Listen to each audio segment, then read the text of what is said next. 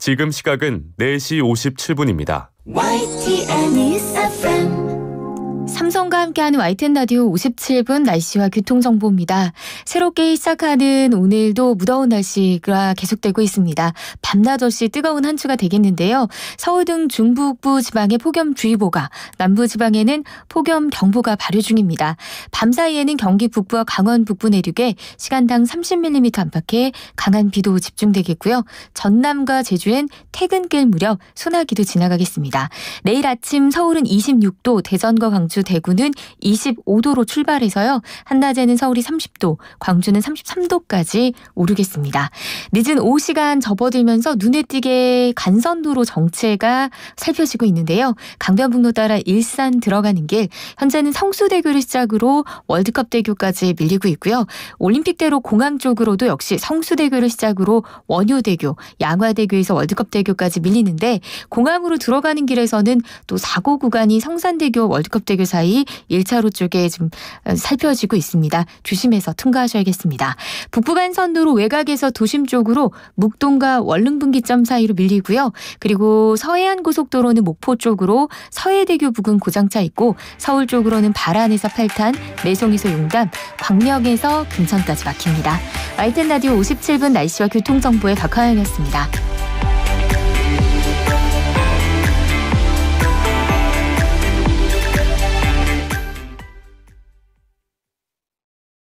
부자 되고 싶으시죠?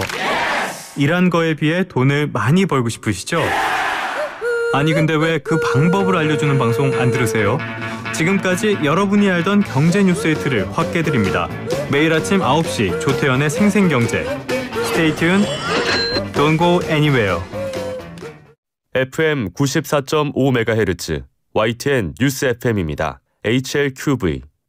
살아있는 뉴스, 깨어있는 방송 YTN. 한국의 뉴스 채널 YTN 뉴스 FM에서 5시를 알려드립니다.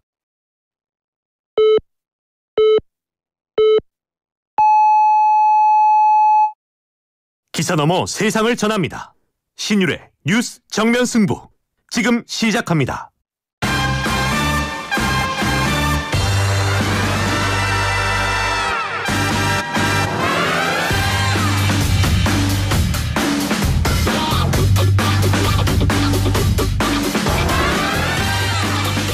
청취자 여러분 안녕하십니까. 신율의 뉴스 정면 승부 진행을 맡고 있는 명지대학교 정치외교학과 신율입니다.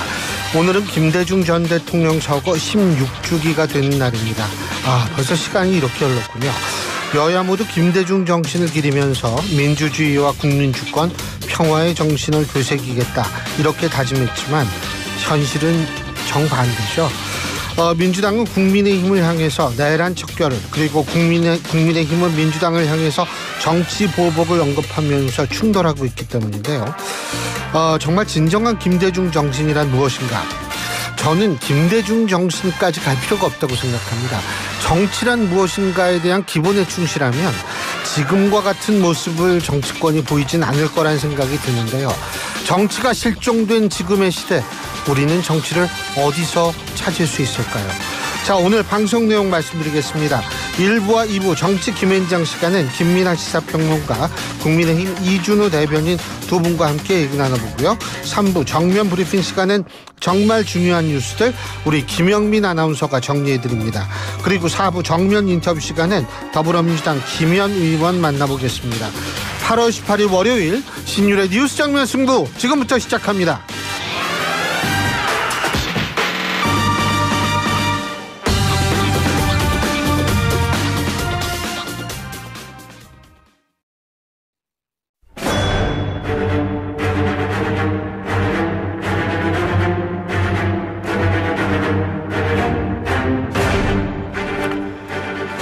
신율의 뉴스 정면 승부, 오늘은 정치 김앤장으로 문을 열 텐데요. 지금 스튜디오엔 두 분 나와 계십니다. 한 분씩 소개해드리겠습니다. 먼저 김민아 시사평론가 나와 계십니다. 안녕하십니까? 안녕하세요. 국민의힘 이준우 대변인이십니다. 어서 오십시오. 네, 반갑습니다. 이준우입니다. 날씨가 그래도 조금 어제보다 2도 떨어졌어요. 2도가 떨어졌는데 30도가 넘거나 33도 이 정도 되죠. 네, 그렇게 되는데 사람이 조금 적응의 동물인 게 맞아요. 2도 떨어졌다고 그렇죠. 좀 시원하죠. 네, 뭐 36도씩 되는 날씨 겪다가 조금 떨어졌다고 조금 시원한 느낌도 들고 맞아요. 네. 이러면서 가을은 오고 있습니다. 아이 근데 뭐 하여간 너무 지난 여름 너무 더워가지고 그랬는데 진짜 뜨거운 거는 우리 윤석열 전 대통령 덕분에 아주 국민들이 지난 겨울부터 뜨거운 시간을 보내고 있습니다. 근데 이제 오늘 그 김건희 씨 이 사람의 집사로 알려진 근데 본인은 집사가 아니라고 주장하고 있으니까 어쨌든 김예성 씨 그리고 정치권에 또 이런 법사, 도사 뭐 이런 사람들 이렇게 많이 등장할 줄은 저는 정치학을 지금 42년째인가 전공을 하고 있는데 처음 봐요. 근데 우리 그 건진법사라는 사람 동시에 소환이 돼가지고 대질신문 가능하냐 뭐 이런 얘기 나오고 있는데 자 김건희 특검 수사 상황 어떻게 보고 계십니까? 예, 먼저 하세요. 네, 오늘 이제 뭐 집사하고 법사 이제 이런 분을 이제 김건희 여사 함께 박사는 없나? 박사는 네? 없고 예. 박사는 없고 집사, 법사 그다음에 김건희 여사 이렇게 세 명을 이제 한꺼번에 부른 것은 아마도 여차하면 즉 기회가 되면은 대질 신문을 한번 하려고 좀 상황을 봤던 것 같아요. 이제 그런 이제 그걸 좀 노렸던 것 같은데 근데 오늘도 이제 지난번과 마찬가지로 김건희 여사가 이제 사실상 이제 진술 거부를 했단 말이에요. 그러다 보니까 대조를 이제 할 수 없는 거, 대지를 할 수 없는 거죠. 이쪽의 진술과 저쪽의 진술 들어보고 그게 다르면 모순 있으면 그걸 가지고 이제 서로 이제 뭐 이제 따질 수 있고 좀 파고들 수 있는 건데 한쪽이 아예 진술을 거부하니까 그래서 오늘 진술 거부가 지금 때문에 대지 신문 이루어지지 않은 것처럼 보입니다. 어쨌든 이렇게 지금 집사와 법사를 불러서 김건희 여사까지 이제 한 자리에 모았다는 것은 상당히 김 여사한테 불리한 상황이다. 압박을 받고 있는 상황이다. 이렇게 볼 수 있을 것 같습니다. 근데 제가 알기로는 김건희 씨가 대시를 할 거야? 그럼 나 안 해요. 나 안 한다라고 얘기할 확률이 높거든요. 그럼 못 하거든요. 이게. 법률상으로 본인이 안 하겠다 그러면 못 하게 돼 있습니다. 어떻게 될지 모르겠는데 어떻게 보세요? 우리 김민하 평론가님은. 뭐 지금 말씀하신 대로 안 되면 못 하는 거죠. 근데 뭐 여러 가지 만에 하나 뭐 어쨌든 처음부터 안 될 거야라고 생각하고 수사 일정이나 이런 걸 짤 수는 없는 거 아니겠습니까? 그래서 수사 상황에 있어서 필요하다라고 생각되는 만큼 그리고 그것이 가능한 경우에는 가능하게 이제 할 수 있는 그런 준비를 이제 갖춰서 해야 되는 것이기 때문에 그래서 이제 대질이 가능한 형태로 이제 소환을 한 것이다라고 생각이 되고요. 안 되더라도 그러한 형태로 소환을 한 것이라고 생각을 하고 그리고 이 분들의 특징이 지금 김예성 씨 같은 경우도 본인이 받고 있는 혐의를 지금 이제 아니다라고 얘기를 하고 있는 거고 집사가 아니다부터 시작해서 뭐 집사인 게 혐의는 아닙니다만은 어쨌든 지금 김건희 여사 집사인 게 혐의면 큰일이죠. 그렇죠.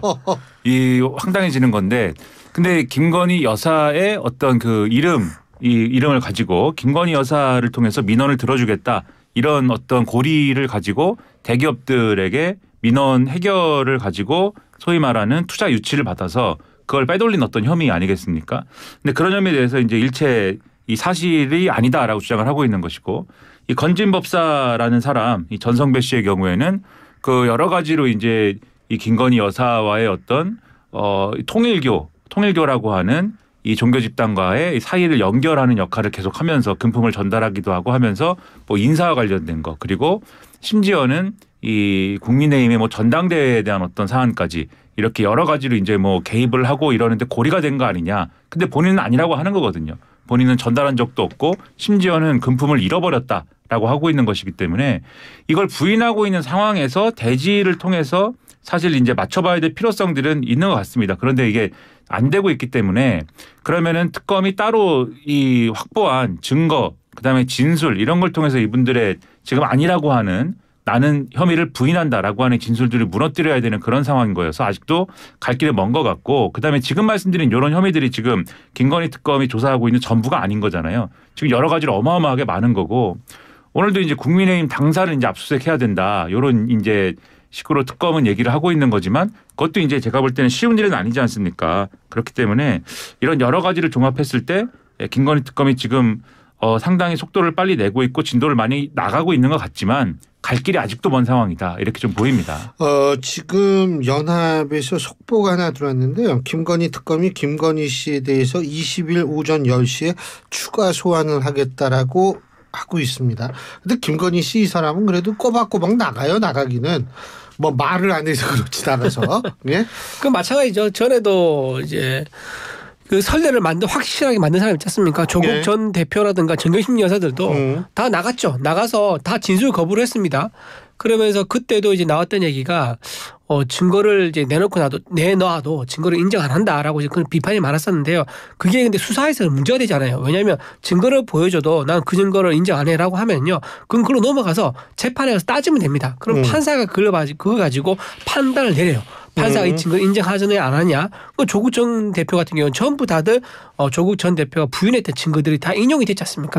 그래서 그 증거에 따라서 유죄가 확정됐단 말이에요. 그래서 수사 단계에서 본인이 인정하지 않는다는 거 그 자체가 죄는 될 수 없는 상황인데 지금 김 여사 같은 경우는 좀 물론 이제 본인이 증거가 나와도 인정하지 않는 거에 대해서는 뭐 보는 시각은 다양할 수 있는 거죠. 언론이 보는 시각도 있는 거고 민주당이 보는 시각도 있는 거고 또 이제 지지하는 세력도 볼 수 있는 거고 한데 그거를 이제 인정하지 않았다고 해가지고 그게 마치 죄가 되는 것처럼 그렇게 비판한 것은 조금 빠른 것 같다. 재판에 가서 그런 상황을 좀 따져봐야 되지 않겠느냐 그런 생각도 좀 듭니다. 나가기는 잘 나가는데 그 이유가 윤 전 대통령은 아예 안 나가잖아요. 그죠?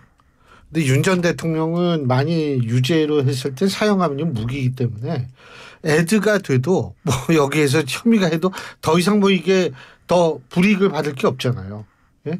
근데 김건희 씨는 이제 조금 다르긴 다르죠. 이 형량을 좀 줄여야 되니까. 그러니까 이제 협조라기보다 좀 나가긴 나가는 것 같은데 그 한덕수 전 총리가 내일 소환이 되나 봐요.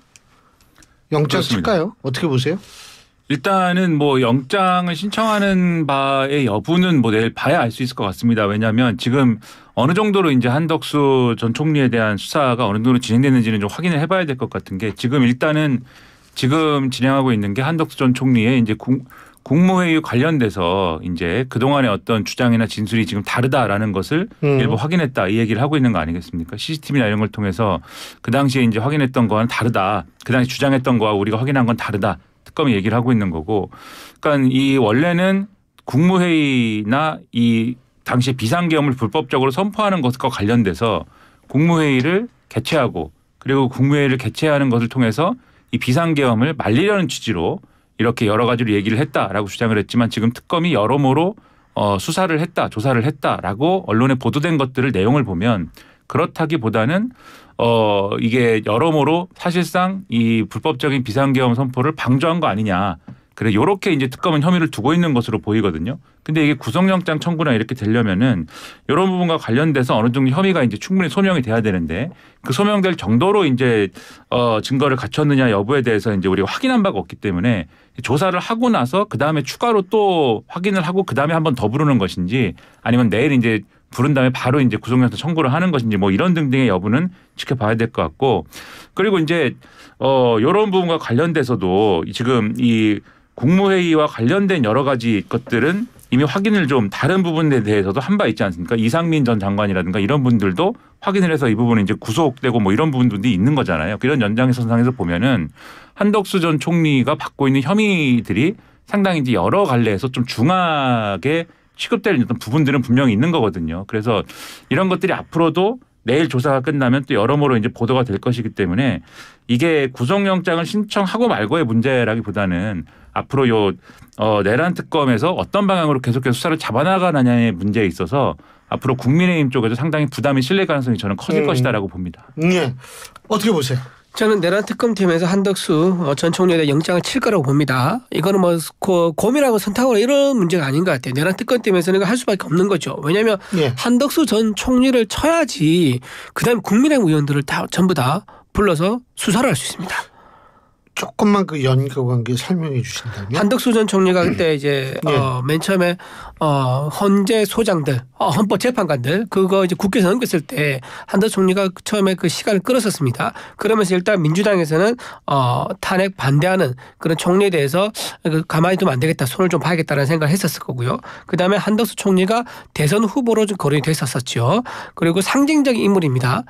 윤석열 정부의 뒤를 이어서 공성의 상태에서 정부를 이끌었었습니다. 그리고 그 상태에서 국민의힘 의원들 상당수가 한덕수 전 총리를 도와주려고, 즉 이제 단일화가 되면은 한덕수 전 총리를 돕겠다는 그런 움직임이 굉장히 많이 있었었죠. 그런 상황이기 때문에 한덕수 전 총리가 지난 이제 결국 이재명 정부가 탄생했지만 이재명 정부가 탄생하지 않았다 그러면 한덕수 정부가 탄생했을 거란 말이에요. 그런데 한덕수 정부를 적극적으로 도와줬던 세력이 어떤 세력이냐? 바로 탄핵에 동참하지 않았던, 탄핵안 소추안에 동참하지 않았던 국민의힘 의원들입니다. 그리고 그 의원들의 상당수가 윤석열 전 대통령의 관저에 또 몰려가게 됐었죠. 45명들. 그래서 이분들한테서는 한덕수 전 총리가 굉장히 상징적인 인물이다. 윤석열 전 대통령, 그다음에 전환기, 김문수, 그리고 한덕수 못지않게 윤석열 전 대통령 입장에서는 정부를 상징하는 인물이기 때문에 한덕수 전 총리를 먼저 영장을 쳐야지 그 밑에 부속되어 있는 추경 의원부터 해가지고 원내대표 그 당시의 지도부라든가 그리고 45명의 관저에 나갔던 의원들까지 줄줄이 엮기가 명분이 생기는 거죠. 그래서 가장 무게감이 있는 한덕수 전 총리부터 영장을 쳐서 영장 기각되든 인용되든 그 관계 없을 거예요. 영장 먼저 치고 나야지 그 다음부터 추경호 원내대표를 치려고 할 거다. 저는 그런 겁니다. 근데 그 한덕수 전 총리 같은 경우에 이렇게 만약 영장을 치고 법원에서 그걸 받아들이게 된다면 그러면 국민의힘으로 칼날이 곧바로 갈 거라고 보세요? 지금 이 대변인님 말씀 맞다나? 근데 국민의힘으로는 이미 칼날이 가고 있죠. 그러니까는 이 부분과 관련돼서 한덕수 전 총리의 혐의가 바로 예를 들면 법리적으로 연결이 된다라기보다는 지금 예를 들면은 다양한 곳으로 지금 칼날이 가고 있다라고 볼 수 있는 거 아니겠습니까? 과연 내란 특검의 경우에는 추경호 당시 원내대표하고 그다음에 윤석열 당시 대통령하고 통화를 왜 했느냐 이런 부분들이 있는 거 아니겠습니까? 그리고 여기에 연결돼 있는 부분은 한덕수 당시 국무총리도 추경호 이제 당시 원내대표하고 통화를 했다라는 이제 부분이 있는 건데 이 부분과 관련돼서 추경호 원내대표는 이게 이 비상계엄 선포나 이런 거와 관련돼서 여러 가지 이제 혼란스러운 상황 속에서 이 사실 확인을 하기 위해서 이제 통화를 한 거다 이런 정도로 설명을 하고 있어요. 근데 이 비상계엄 선포와 관련돼서 어쨌든 주도적으로 여러 가지로 행동을 하고 이 대처를 하고 여러 가지 권한을 행사한 거는 대통령인 거지 않습니까? 그 당시에. 그러면 윤석열 당시 대통령하고 어떤 통화를 했느냐 이런 것들을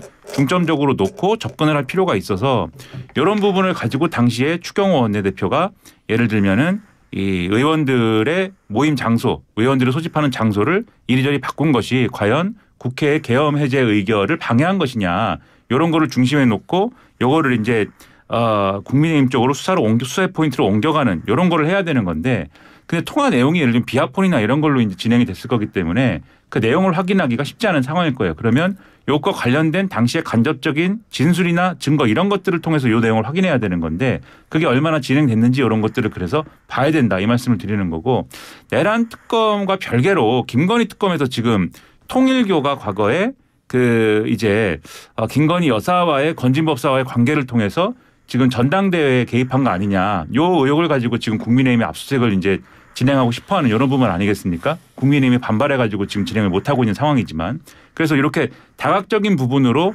국민의힘 쪽으로는 계속 수사가 들어갈 수밖에 없고 아마 이게 다가 아닐 거겠죠. 다가 아니겠죠. 예를 들면 최상병 특검 같은 경우에는 당시에 임종득 의원이 국가안보실에 있었기 때문에 임종득 의원도 관련해서 이제 수사를 받아야 되는 그런 상황이고 그래서 지난번에 압수수색을 한 거죠.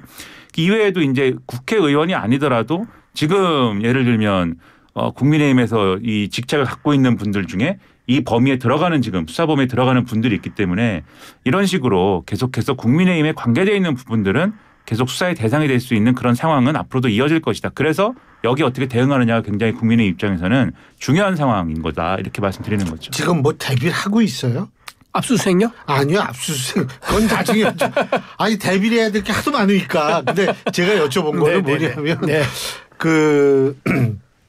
소위 말해서 지금 뭐 이 소환의 대비라든지 당 차원에서 그런 건 없습니까? 있죠. 그 의원들끼리 그 소환 이제 특검이 지금 경쟁적으로 지금 성과를 내려고 하고 있지 않습니까? 내란 특검이 이거를 하면은 그 김건희 특검 가만히 있을 수 없다 이러면서 서로 이제 경쟁하다 보니까 무리를 할 수밖에 없는 거죠. 그러면 언제 우리한테 불시에 의원들에 대한 이제 소환 영장이 날라올지 모른다. 그리고 실제로 의원들에 대해서 몇 명한테는 문자로 출석해라라고 한 게 통보가 된 게 몇 명 있습니다. 제가 이름은 밝힐 수 없고요. 그다음에 한 번은 문자로 갔었고 또 어떤 분들은요.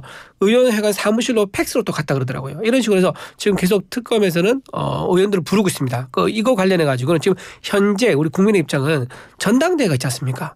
22일 날 전당대회하고 이게 만약에 한 번에 결론이 안 나면요. 23일까지 이어진단 말이에요. 그래서 전당대회를 앞두고 이 사안에서 이 상황에서 당 지도부를 꼽는 이 행사를 접어두고 특검 그러니까 즉 정치적인 결론을 정해둔 그런 정치적 수사에 우리가 협조할 이유가 뭐가 있느냐 그런 입장은 확실히 있는 것 같아요. 그래서 전당대회 끝나고 당 지도부가 구성되고 나면은 새로운 지도부 체제 하에서 특검에서 어떻게 대응할 것이다. 여기까지는 방향이 서 있는 그런 상황입니다.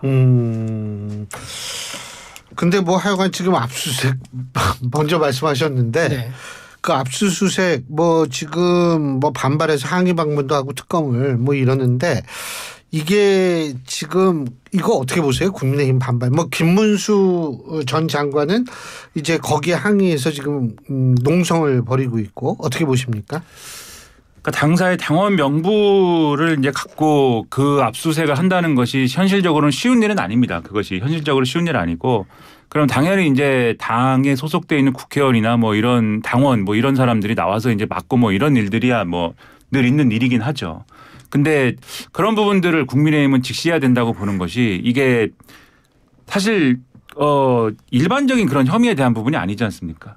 그러니까 전당대회에 특정한 종교가 개입을 해서 이게 여러모로 과연 영향을 미쳤느냐. 지금 일부 언론 보도를 통해서 그 당시에 이제 이 윤모라고 하는 통일교회 세계본부장을 맡았던 인사가 보낸 문자도 이제 지금 나온 상황인데 그 문자에 보면은 상당히 상세한 보고를 김건희 여사한테 하려고 하는 그런 정황이 이제 나온 거거든요. 건진법사를 통해 가지고 이 여러 가지 지침을 지역 대표들에게 보냈다. 심지어는 그 지역 통일교회 지역 지부에서 답을 한 것까지 요약해 가지고 이제 그 문자를 보내려고 하는 대목이 있는데 예를 들면 어느 지역의 경우에는 뭐 우리가 뭐 열심히 해보겠다 이런 답도 하고 어느 지역에는 그 당시에 주류가 이제 지지했던 후보가 김기현 후보니까 김기현 후보는 평소에 우리 지역 이 지부하고는 별로 관계가 좋지 않지만 이번에 열심히 해보겠다 뭐 이런 내용도 있고 그러니까 그 전까지는 권성동 의원이 후보로 나설 것을 전제로 얘기를 한 것처럼 돼 있어서 그러면 그거는 무산됐기 때문에 얘기만 하고 말았나 보다 이런 생각도 가능했는데 그 문자를 보면은 그렇지 않은 것 같단 말이에요. 그러면 제가 볼 때는 이게 단지 이제 뭐 보수냐 진보냐 뭐 유권자들이 어떻게 생각하냐 이런 걸 넘어서서 당의 입장에서 보면은 상당한 큰 위기가 될 수도 있는 그런 이제 사안인 건데 그럴 경우에는 이 특검의 요구를 뭐 다 들어줄 수는 없는 것이겠지만 그러니까 전체 당원 명부를 뭐 다 내줄 수는 없는 것이겠지만 어느 정도 선에서는 특검하고 협의를 해서 이것에 대해서 최소한 이제 응할 수 있는 그러한 조건들을 협의할 필요는 있다. 근데 실제로 협의를 했다고 하는데 20명 명단 내놓고 이제 요것을 확인해봐라 이랬다는 게 이전 상황 아니겠습니까? 근데 이제 20명을 가지고 판단하는 건 너무 적은 숫자인 것 같고 적어도 어느 정도 특검의 수사에 도움이 되는 한도 내에서는 전향적으로 이것에 응할 수 있어야. 특검이 20명의 명단을 낸 거 아니에요? 그래가지고 그 20명의 명단을 당원 명부하고 대조해서 없다라고 된 거 아니에요? 그게 어떻게 되냐면 당에서 이제 먼저 특검에 얘기를 해요. 그럼 너네가 가장 이 사람들은 왜 그 통일교 보면 그 지도부급 인사가 있을 거 아닙니까? 이 사람들은 당에 가입했을 것 같다라는 사람이 있을 거란 말이에요. 그 사람들 가장 의심되는 사람 20명을 달라고 한 거예요. 그래서 특검이 준 거예요. 특검이 준 거죠. 특검이 준 그러니까 거죠. 특검이 준 명부를 가지고 당에서 확인해 보니까 당의 명부를 했더니 한 명도 없다. 한 명도 없었던 이거죠. 거죠. 예. 그거 가지고 확인이 어렵다라고 생각을 해서 그래서 이런 왜냐하면은 지금 특검의 입장에서 통일교의 예를 들면은 핵심 간부들의 지금 핵심 간부들이라고 말씀하셨는데 통일교의 명단만 갖고 있는 거고 그다음에 국민의힘 당원 명부만 갖고 있는 건데 그것 중에 20명을 임의로 뽑는 것을 통해서 어떻게 확인을 하겠습니까? 그래서 이런 부분에 있어서 국민들이 특검하고 좀 더 이 면밀하게 협의를 해서 좀 더 전향적으로 이제 국민의힘이 태도를 변화할 수 있는 부분들을 기대하고 있지 않겠는가 그런 것이고. 근데 한 가지만 당원 명부는 사실은 그걸 공개하거나 넘겨줄 수 없는 거 아닌가요? 공개는 할 수 없겠죠. 공개는 할 수 없겠지만 넘겨줄 수는 있다. 전체 명부를 다 넘겨주거나 이런 것은 당의 입장에서는 사실 여러모로 어려운 부분이 있겠지만 영장이 예를 들면 영장이 그렇게 나왔다고 하면 그것은 법리에 의해서 나온 거 아니겠습니까? 그러면 그 부분은 따를 수밖에 없는 것이고 그러나 이것은 법리를 넘어서 지금 정치적인 요 대립 구조 속에서 벌어지는 일인 거잖아요. 그렇다고 하면은 이 정치적인 맥락에서 협조를 충분히 하는 모습을 보여줘야 된다는 말씀 드리는 거예요. 그러니까 그래야 국민들이 저 정도까지 했는데 어쨌든 수사가 진척이 안 됐다고 하면 그러면 이 부분에 대해서는 국민의힘의 대응을 신뢰해 봐야겠다 이렇게 갈 거 아닙니까? 근데 지금 저는 정치적인 부분에 대해서 말씀드리는 건데 예. 국민들이 볼 때는 지금 그게 아니란 말이죠. 지금 다 나와가지고 특검의 수사를 거부하고 있구나. 이렇게 보여주는 것이기 때문에 그럼 이게 이후에 신뢰 회복으로 이어질 수 있겠느냐 이 말씀을 드리는 겁니다. 예. 이게 일단 몇 가지 좀 문제를 말씀드리면 첫 번째 뭐냐면 이게 실체에 대한 확인이 필요합니다. 선거 뛰어보신 분들 아마 아실 거예요. 저도 선거를 뛰어봤었는데요. 선거를 이제 뛰게 되면은 이제 어느 사람이 옵니다. 자기가 어느 모임의 대표인데 내가 가지고 있는 모임의 조직원이 소위 뿌로커 아니에요? 그렇죠. 이제 내가 뭐 500명의 회원의 대표다 뭐 이런 식으로 해서 와요. 그래서 내가 후보들 다 표를 몰아줄 테니까는 내가 활동비, 그러니까 이 사람들한테 후보를 이제 좋게 홍보할 수 있는 또는 표를 줄 수 있는 어느 활동비 조로 조금만 달라 이런 게 되게 많습니다. 그런데 실제로는요, 그게 그 사람이 설사 돈을 줬다 하더라도 그걸 본인이 어떤 이 후보에 대한 선거 운동으로 했는지는 알 수가 없죠. 그것만 받고 입맛 포켓하고 활동 안 하면 뭘로 증명하겠습니까? 그리고 우리 회원들 다 찍었다. 그렇지. 그런데 어떻게 확인이 안 되잖아요. 그렇죠. 그런 게 되게 많아요. 그래서 지금 이거 같은 경우도 마찬가지예요. 통일교에서 그렇게 뭐 어떻게 도움을 줄 수 있는 방법이 있다라고 얘기하면서 연기만 풍기고 실제로는 그게 잘 안 됐을 수 있어요. 왜냐하면 통일교에서도 각자의 정치적 성향이 많이 있을 거란 말이에요. 교회에서도 그렇고 절에서도 그렇고 모든 카톨릭도 그렇고 모든 종교 단체마다 교인들이 가지고 있는 정치적 지향증이 있을 건데 그거를 어느 교단에서 교주가 지시한 데 가지고 일괄적으로 따릅니까? 안 그렇단 말이에요. 우리나라는 굉장히 종교에 대해서 민감하고 보장되어 있는 것이기 때문에 그래서 그렇게 추가로 확인할 부분이 굉장히 좀 많다. 그런 거 말씀드리고 또 하나 형평성 차원도 문제가 있습니다. 예를 들면 이제 민노총 같은 경우가요. 예를 들면 민노총에서 특정 정당을 지지한다. 민주당을 지지했다고 가정합시다. 그러면 민노총에서 저번에 이번에 우리 우리 민노총에서 정책 협의를 했는데 우리가 이제 민주당을 당선시키면은 정권이 바뀌면은 우리 민노총이 바라는 이런저런 정책들을 들어준다고 해. 그러니까 전부 다 당원 가입해가지고 어느 특정 후보를 밀자. 전당 개입하자라고 했다 그러면 그 민노총에서 그 명단 줄 수 있습니까? 민주노총 주겠어요? 절대 안 줍니다. 그 사람들은 엄청 물리력 행사에서 무조건 사수할 거예요. 왜냐하면 이거는 가장 중요한 자산인 거예요. 그리고 국민의힘도 마찬가지죠. 어느 정당이든 간에 정당의 가장 중요한 자산은요. 그 당사 건물이 아니에요. 당사 여의도 있으니까 몇백억 하거든요. 그게 제일 큰 부동산이긴 하지만 가장 큰 자산은 당원 명부예요. 당원 명부, 그다음 개인정보, 계좌번호, 그리고 얼마 당비 내고 있는 거 이런 데이터가 가장 큰 자산이기 때문에 그건 어떤 경우로도 침탈되어서는 안 된다고 말씀드리는 거고 아마 법원에서도 이거를 가져가라, 이걸 너 특검이 들어봐달라고 해서 영장을 내지는 않았을 겁니다. 근데 집행한 과정 속에서 자기는 편의상 자기들 이거를 가져가서 대조를 해보고 싶다 이렇게 말을 한 거겠죠. 그 영장 내용 제가 정확히 안 봐서 모르겠지만 판사가 그렇게 다 가져도 된다 이런 식으로 했다 그러면 그거는 잘못됐을 것이다. 그리고 실제 그렇지 않았을 것이다. 지금 그렇게 보고요. 또 하나 이제 말씀드리면 이게 무슨 문제가 생기냐면 이게 만약에 이렇게 해서 당원 명부 상당히 넘어가지 않습니까? 특검에. 그러면요 당원들이 다 탈퇴를 할 거예요. 왜냐? 내가 가지고 있는 당원에 대한 정치활동의 자유가 국가에서 보장을 해주지 않는데 두려워서 보복당한 그 두려움 때문에 어떻게 당원 활동을 하겠습니까? 그리고 또 하나 내가 친척들, 내 아들, 자식, 배우자가 공무원일 수도 있는 거예요. 그러면 내 그 친인척이 공무원인데 내가 이렇게 뭐 지금 정권과 다른 야당에 있는 정당에서 활동하고 있다. 그러면 불이익 받는데 두려움 때문에 당원 탈퇴할 수밖에 없단 말이에요. 다운 탈퇴한다든가 또는 다운 가입 꺼린다든가 이런 것을 또 노리고 했을 수도 있다라는 생각이 들기 때문에 이거 굉장히 특검에서 하는 이런 당원 멤버 전체를 가져가 있다는 것은 있을 수 없는 일이다 말씀드립니다. 그 부분에서 조금만 보완 말씀을 드리면은 조금만 하셔야 돼요. 네, 이 부분과 관련돼서 이제 압수수색이 가능한 형태로 영장이 나왔으니까 집행을 하는 거 아니겠느냐 그 말씀을 드리고 그다음에 그럼에도 불구하고 말씀하신 대로 정당 조직이나 이런 데서 당원 명단이 중요하죠. 그래서 협의를 충분히 하는 것이 국민들이 볼 때 납득이 가는 만큼 하는 것이 중요하다 말씀드리고 민주노 쪽 말씀하셨지만 예를 들면 한국노총하고 이 지금의 이제 국민의힘하고 과거에 같으면은 정책 협약이나 이런 걸 통해서 예를 들면 지지하자 이런 약속도 하고 실제로 국회의원도 배출하고 이러지 않았습니까? 근데 그런 형태로 진행이 됐으면 그런 형태로 진행이 된 게 뭐 문제가 생겼으면 국민들이 뭐 그게 뭐 이상한 일이다라고 생각하지 않았을 거라는 거예요. 그게 아니고 지금 이 사안은 통일교라는 종교단체가 특정한 종교단체가 이 김건희 여사를 통해서 금품을 예를 들면 제공을 하고 이런 과정에서 자신들의 민원 이거는 뭐 정치적인 정책적인 지향에 따른 게 아니고 자신들이 원하는 이런 이득이 나는 사업을 관철하기 위해서 했다라고 하는 의혹이 있는 것이고 그 의혹에 따라서 뭔가 전당대회에 개입을 한 것이 아니냐 이런 의혹이기 때문에 이거는 신뢰도 국민들에게 주는 어떤 신뢰도의 어떤 훼손의 정도라는 게 커서 그러면 앞서 말씀하신 대로 중요한 당원 명부지만 이례적 대응이 있어야 되는 거 아니냐. 그리고 그거를 전체를 다 뭐 특검에 넘겨주는 수준이 아니더라도 충분한 협의를 통해서 좀 더 성의 있는 대응이 있어야 되는 거 아니냐. 이 말씀을 드리는 거라는 겁니다. 일단은 제가 속보 말씀드리고 1분을 여기서 줄일게요. 자, 송원석 비상대책위원장 국민의힘 지금 집무실의 당사로 이전해서 철야로 비상대기를 하겠다. 그러니까 특검의 당사 압수수색을 대비하려고 집무실의 당사로 이전해서 철야로 비상대기를 하겠다라는 속보가 들어와 있습니다. 의원들도 조구성을 해서 당사를 지킬 것이다. 지금 이런 얘기가 들어와 있습니다. 자, 신율의 뉴스 정면 승부 1분 여기서 줄이고요. 잠시 뒤 2부에서 얘기 계속 이어가겠습니다. 너도 함께 리듬 타 리아세우 바싹 통통 춤춰봐 좋아 리듬 타 손들어 oh wow 리아세우 누구보다 빠르게 한입 yeah 들어 어도시 play yeah 지금 롯데리아에서 똥또로똥똥똥 똥똥또로똥똥똥 하이생 시작하세요.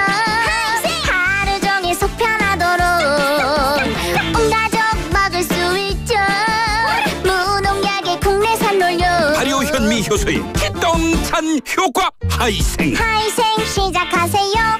고철거래 새로운 패러다임 고래장터 착 찍어서 쓱 올리면 실시간 경매로 가격이 쑥쑥 고철거래 플랫폼 고래장터 코리아 트렌치 모든 인쇄 가능한 성원에드피아 온라인 주문 간편한 성원에드피아 누구든지 어디서나 쉽고 빠르게 인쇄의 유토피아 성원에드피아 여름에는 부채 판촉물 다양한 부채 역시 성원에드피아 정조의 발걸음을 따라 수원화성으로 떠나는 시간여행 제62회 수원화성 문화제가 9월 27일부터 10월 4일까지 수원화성 일원에서 8일간 펼쳐집니다.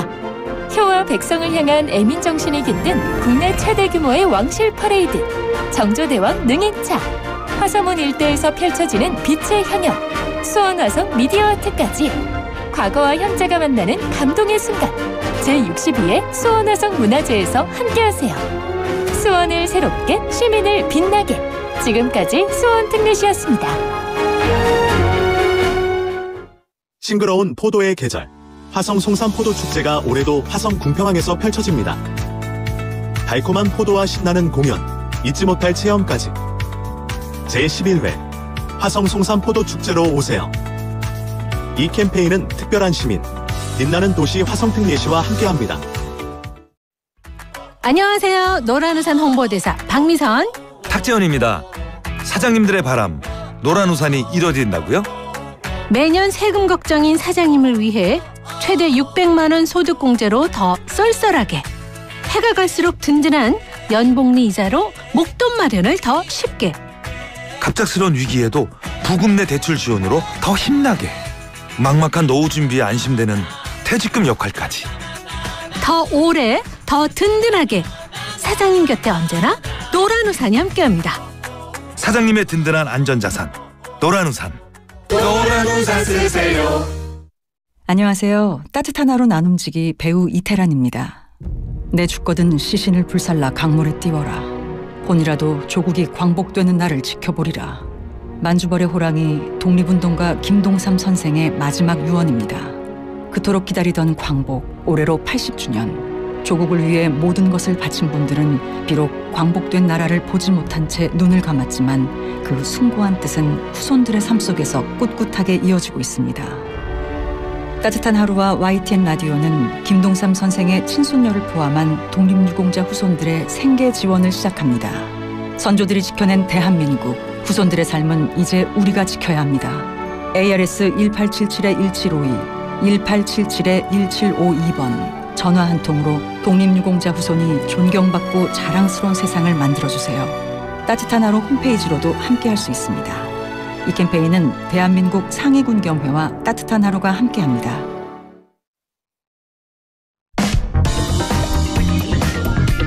진실을 파헤칩니다. 진짜 뉴스와의 정면 승부. 신유래 뉴스 정면 승부. 신유래 뉴스 정면 승부 2부 계속하겠습니다. 정치 김앤장 1부에 이어서 이어지는데요. 지금 스튜디오에 있는 국민의힘 이준우 대변인, 김민아 시사평론가 두 분 나와 계십니다. 이제 그 얘기하죠. 집무실 옮겼대요. 네네. 아무래도 이제 압수수색 영장이 제가 알기로는 20일까지인가 유효한 걸 알고 있거든요. 그래서 아마 20일까지 더 이제 나올 수도 있다고 보는 것 같아요. 영장을 집행하려고. 예. 그래서 이제 집무실로 옮겨가지고 비상근무하는 이제 그런 상황으로 지금 가는 것 같습니다. 하여간 근데 당원 명부는 진짜 500만 명이나 되는 당원 명부가 그거는 손댈 수 없는 거죠. 정확히 네네네. 기억은 안 나는데 옛날에 전교조 명단 공개 가지고 논란이 됐던 적이 있었죠. 네, 있었죠. 제 예. 기억이 정확한지. 맞아요. 그래서 제가 단언을 못 하겠는데 있었지 않습니까? 그 어느 단체든 그 회원 명단을 공개하거나 뭐 이런 것에 대해서는 논란이 있죠. 또는 뭐 어디에 뭐 제출하거나 이런 것에 논란이 있는데 이거와 관련돼서는 공개하라는 것은 아니고 일단 제출하라는 거죠. 그렇죠. 제출을 하는데 그래서 전체 명단을 제출하거나 이런 것들은 여러모로 단체 입장에서 곤란한 거는 뭐 이 여의도에 한 발 걸치고 있는 사람들 누구나 뭐 그렇게 생각을 할 겁니다. 그렇게 생각할 텐데 이 의혹 자체가 그 정도로 이제 넘어갈 수 있는 사안이냐에 대한 의심이 좀 우려가 있다라는 거죠. 국민들이 볼 때 왜냐하면 특정 종교의 이름이 나오고 그다음에 여기와 관련된 뭐 금품이 오간 거 아니냐 이런 의혹이 나오고 그렇다고 하는데 아까도 말씀하셨듯이 이제 억울한 점이 여러모로 있다라고 하면은 그걸 적극적으로 또 이 여러모로 이제 해소하는 것도 하나의 방법이 아니겠느냐 이런 생각 다들 할 거지 않습니까? 유권자들 입장에서는. 그리고 여의도 사정이 그렇다라는 걸로만은 이게 해소가 안 되는 거 아니겠느냐 그런 생각이 든다는 거예요.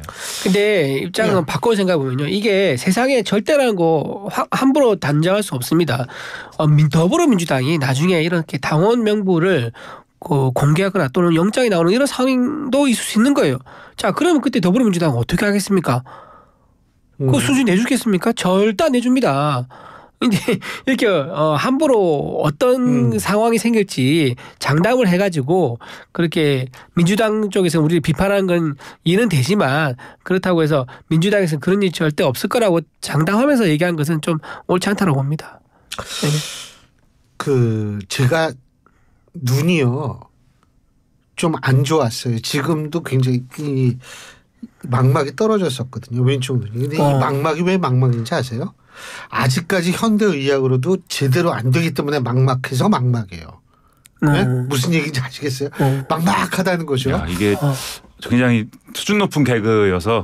네. 그래요? 죄송합니다. 아니 청취자분들이 감탄을 했을 것 같습니다. 근데 제가 이 막막 이거 수술을 하고 그 다음에 이제 뭐 몇 번 막막은 이제 이게 하여간 좀 그래요. 그래서 제가 안경을 쓰는 이유도 원래 고도근시였는데 수술하고 나가지고 이제 백내장이 또 오거든요. 그래서 백내에서 인공 저걸 했는데 제가 안경을 끼는 이유는 이 눈을 보호하기 위해서 그렇거든요. 제가 이 얘기를 왜 이렇게 오래 했느냐.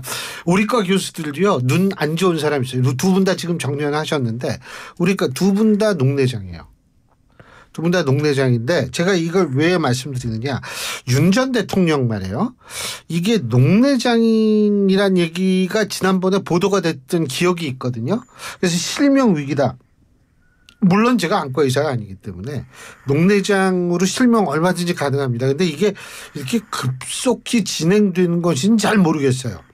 근데 어쨌든 법무부는 건강 이상 없고 진료를 제공하고 있다 이런단 말이에요. 이게 도대체 어떻게 해석하고 계세요?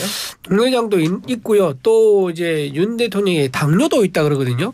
그 당뇨로 눈이 안 좋을 정도면은 굉장히 진행된 맞아요. 예. 인슐린 주사를 계속 맞아야 되는데. 맞습니다. 그 먹는 약도 있습니다. 그 약도 처음에 이제 들어갔을 때는 본인이 원래 처방받은 약을 못 가지게 하는 바람에 심하면 약 가지고 안 돼요. 주사. 그 맞아요. 예. 네. 그래서 나중에 그 병을 그 구치소에 들어가고 나서 거기서 진단받은 걸로 처방받은 약을 이제 들어가서 약을 먹는다 그러더라고요. 그리고 이게 잘못하면 이제 손발도 이제 괴사돼 가지고 절단하는 경우도 생기는 게 당뇨예요.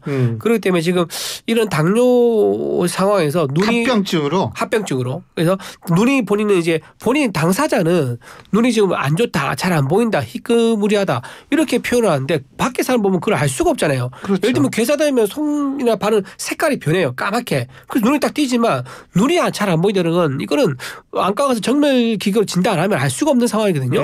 계속 그 안에서 얘기를 하니까 그 병원 구치소 안에서는 그런 의료 시설이 없다 보니까 겉에서 보기에는 별 이상이 없고 그러다 보니까 좀 지연된 측면도 있는 것 같아요. 그리고 또 하나 말씀드리면 구치소 안에 있으면 사람이 극도의 스트레스 받게 됩니다. 아니, 뭐 그거는 당연하죠. 그러면은 그 안에 있는 증상이 좀 더 가속화될 수가 있는 거예요. 그렇기 때문에 인권 보호 차원에서 이제 윤석열 전 대통령이 받고 있는 혐의를 떠나서 인권 보호 차원에서라도 건강 관련된 그 이상 신호가 오면 좀 적극적으로 대응해 주는 게 맞을 거고 또 하나 좀 이거는 확인이 필요한 건데 안과에서 앉아서 이제 검사받는 모습 그 나오는 사진이 있는데 거기 뭐 수갑차고 앉아서 안과 진단을 받는 그런 또 사진도 돌더라고요. 그 실제로 그렇게 했는지 살펴봐야 돼요. 만약에 그렇다 그러면 합성인지 모르죠. 합성해서 모르는데 AI가 하도 그런데 의사에 갔으니까 가는 출도하는 그 상황 이동하는 상황에서 수갑을 찰 수 있지만 의사 진료받는 그 상황까지도 수갑을 채운 나온 것은 지나친 인권 침해다. 이 문제도 좀 제기할 수 있을 것 같습니다. 그러니까 당연히 뭐 인권 침해가 벌어지고 있다면 그것은 이제 바람직하지 않고요. 인권 침해는 하지 말아야죠. 인권 침해를 하지 말아야 되고 그다음에 이 수감되어 있는 윤석열 전 대통령이 여러모로 이제 건강에 이상이 있다면 거기에 적절한 치료를 제공을 해야 됩니다. 구치소 측과 법무부가. 그것은 이제 분명한 사실이고 그런데 이제 그런 것들이 제대로 진행되고 있느냐에 대해서는 여러모로 이제 확인을 정확히 해서 윤석열 전 대통령 측의 주장도 필요하지만 여러모로 이제 확인을 하는 여러 가지 방식으로 적절한 치료가 제공되고 있느냐를 확인할 필요가 있어 보이고 만약에 그것이 제대로 안 되고 있다라고 하면 당연히 개선이 필요하겠죠. 근데 지금 예를 들면은 지금도 말씀하셨듯이 외부 진료도 어쨌든 하고 있는 것이고 법무부의 설명에 의하면 적절한 어쨌든 이 의료품이나 이런 것들은 제공이 되고 있다. 예를 들면은 지금 쭉 말씀하셨듯이 평소에 먹어야 되는 약이나 이런 것들은 제공이 되고 있다라는 거 아니겠습니까? 그러면 일정 정도는 지금 어쨌든 제대로 된 수준이 어느 정도냐에 대한 논란이 있을 수가 있겠지만 어쨌든 이 부분과 관련돼서 의료적인 지원이나 이런 것들이 완전히 제로인 상황으로 되고 있지는 않는 것 같아요. 그래서 그 부분은 어느 정도 진행되는 거냐에 있어서는 여러 가지로 서로 이제 얘기를 잘 맞춰서 적절한 수준으로 진행을 하시기 바라고. 근데 윤석열 전 대통령이 이렇게 건강이 이상이 있어서 그러면 나머지 부분들 재판 출석이라든가 조사에 불응한다든가 예를 들면 체포영장이 나왔는데도 이제 응하지 않는다든가 이런 것들이 그러면 정당화되는 것이냐에 대한 여러 가지 이제 논점이 있을 수가 있지 않습니까? 예. 그래서 그런 부분들은 건강 문제와는 별개의 얘기일 수가 있기 때문에 그런 부분들은 이런 얘기와는 별개로 윤석열 전 대통령이 충실하게 이런 부분들은 또 해줘야 국민들 입장에서는 아무래도 전직 대통령인 거지 않겠습니까? 이렇든 저렇든 하더라도 그런 부분에서 좀 충실히 해야 될 필요가 있지 않은가 생각을 합니다. 근데 진술 거부권 제가 짧게 말씀드리면 진술 거부권은요. 그 누구나 다 보장되어 있습니다. 헌법으로 보장됐어요. 내가 이제 수사받을 때 난 진술하지 않겠다. 그 조국 전 대표도 그랬었고 이재명 대통령도 수사받을 때 본인 혐의에 대해서 진술 거부권 행사한 적이 있습니다. 그리고 심지어는요 그 수사받으러 가가지고 미리 출력한 그 A4 있지 않습니까? 그거를 쭉 읽고 나머지 질문하니까 그 질문한 거 거기 다 보면 거기 안에 다 있다 하면서 진술을 거부한 적도 있었어요. 이재명 전 대통령, 그 조국 전 대표도 그렇고 정경심 여사도 그랬었고 진술 거부권 그 자체가 비판받을 수 있는 건 아니에요. 그거는 법에 보장된 누구나 다른 건데 지금 여기서 문제가 뭐냐. 너무 민주당에서 진술 거부권 행사한 것에 대해서 무슨 큰 범죄인 것처럼 얘기를 하는 것에 대해서는 제가 좀 짚고 넘어가야 된다고 말씀을 좀 드리고 싶습니다. 그런데 진술 거부권을 이제 행사하겠다 미리 예고를 했잖아요. 그럼에도 불구하고 들고 의자를 들고 옮겨서 데리고 가려고 했다는 것은 처음부터 이거는 카메라에 노출시킬 의도가 가진 굉장히 정치적 행위다. 그렇게 볼 수밖에 없는 거예요. 또 하나 말씀드리면 그때 왜 변호사가 와서 좀 얘기 좀 해봐라. 변호사 왔으니까 얘기해봐라라고 이제 수사팀에 얘기합니다. 그랬더니 잠깐 나가요. 그러면서 뭐라고 하냐면 그 바깥에 나가면은 변호사가 있으니까 잠깐 나가자고 얘기해요. 근데 결국 안 나갔어요. 유승열 전 대통령이. 근데 알고 보니까 원래는 변호사가 오면 2층으로 가야 되는데 그 특검팀이 말한 것은 1층이라는 거예요. 근데 그 1층 사무실이 어떻게 돼 있느냐. 문이 여러 개 있어가지고 한쪽 문을 열지 않습니까? 그럼 바깥에 바로 차에 실을 수 있는 그런 상황에 따른 거예요. 만약에 따라갔으면 완전히 말려드는 거죠. 유인을 해가지고 옮겨가지고 강제로 데리고 가려 했었던 그런 것도 있었다 그러더라고요. 그렇기 때문에 굉장히 특검이 이거는 애당초 어떤 진술을 듣기 위한 그런 목적보다는 카메라에 노출시켜서 망신을 주고 아주 인격을 좀 말살하려는 이런 정치적 보복의 어떤 의도가 좀 배어 있었기 때문에 우리가 굉장히 비판한 거다 이렇게 말씀드립니다. 그 부분을 조금 또 말씀드리면 예를 들면 윤석열 전 대통령이 출석을 해서 진술 거부권 행사했다. 그러면 거기에 대해서는 도의적 비판이 가능한 거겠죠. 그거는 이제 계속 이제 국민의힘 분들은 거의 뭐 조국 사례가 성경입니다. 그래서 불리한 부분이 있으면 다 조국, 뭐 처음부터 끝까지 조국 뭐 거의 뭐 조국 대장경인데 얘기가. 근데 이제 그런 부분도 도의적 비판을 했죠. 조국 혁신당 전 대표가 재판에 나가가지고 처음부터 끝까지 다 나는 형사소송법 몇 조에 따라서 진술 안 한다 이 얘기 반복한 것도 뭐 평론가 레벨에서는 다 그것은 잘못된 태도이다라고 도의적 비판을 했습니다. 근데 그렇게 했어도 비판이 가능한 건데 지금 윤석열 전 대통령이 한 일은 체포영장이 나왔는데 거기에 응하지 않았다라는 것이고 근데 지금 말씀대로 하면은 저 같은 사람한테 체포영장이 발부될 경우에 나는 진술 거부권을 이미 행사한다고 얘기를 했기 때문에 나에게 발부된 체포영장을 집행하는 것이 옳지 않다. 제가 이렇게 얘기할 수 있다는 거예요. 그러면 체포영장을 집행하러 온 수사기관이 저한테 진술 거부권을 행사를 하실 것이군요. 알겠습니다. 이러고 돌아가겠습니까? 그럴 리가 없는 거거든요. 그래서 여러 가지 이제 말씀을 해 주셨지만은 뭐 구치소의 구조라든가 또 거기에서 일어난 일이라든가 여러 말씀을 해 주셨지만 그 디테일한 부분에서 뭐 여러모로 윤석열 대통령 측하고 특검 측이 여러모로 뭐 논쟁을 벌일 사안이 있겠습니다마는 큰 틀에서 보면 체포영장이 나왔는데 왜 응하지 않고 이것이 집행되지 않았는가에 대해서는 그것은 국민적인 비판이 있을 수밖에 없고 그리고 이것은 법리적으로도 여러모로 이제 문제시 될 수밖에 없는 상황이 있을 수밖에 없고 그것에 대한 여러 가지 설명 방식이 뭐 관광이라든가 이런 게 될 수는 없는 것이다. 이 부분을 말씀드리는 것이다.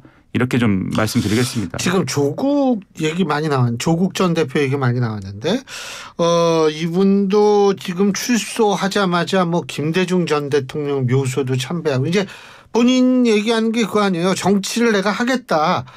그래서 지금 이제 정치 행보를 하는데 어떻게 평가하십니까? 본인이 왜 갔다 왔는지에 대해서 본인이 이제 입장을 내지를 않았어요. 죄송합니다. 국민들 뭐 이런저런 부분에서 사과합니다. 사면 받고 나왔습니다. 다시 반성하고 새 출발하겠습니다. 이런 게 아니고 나는 억울하게 갔다 왔다.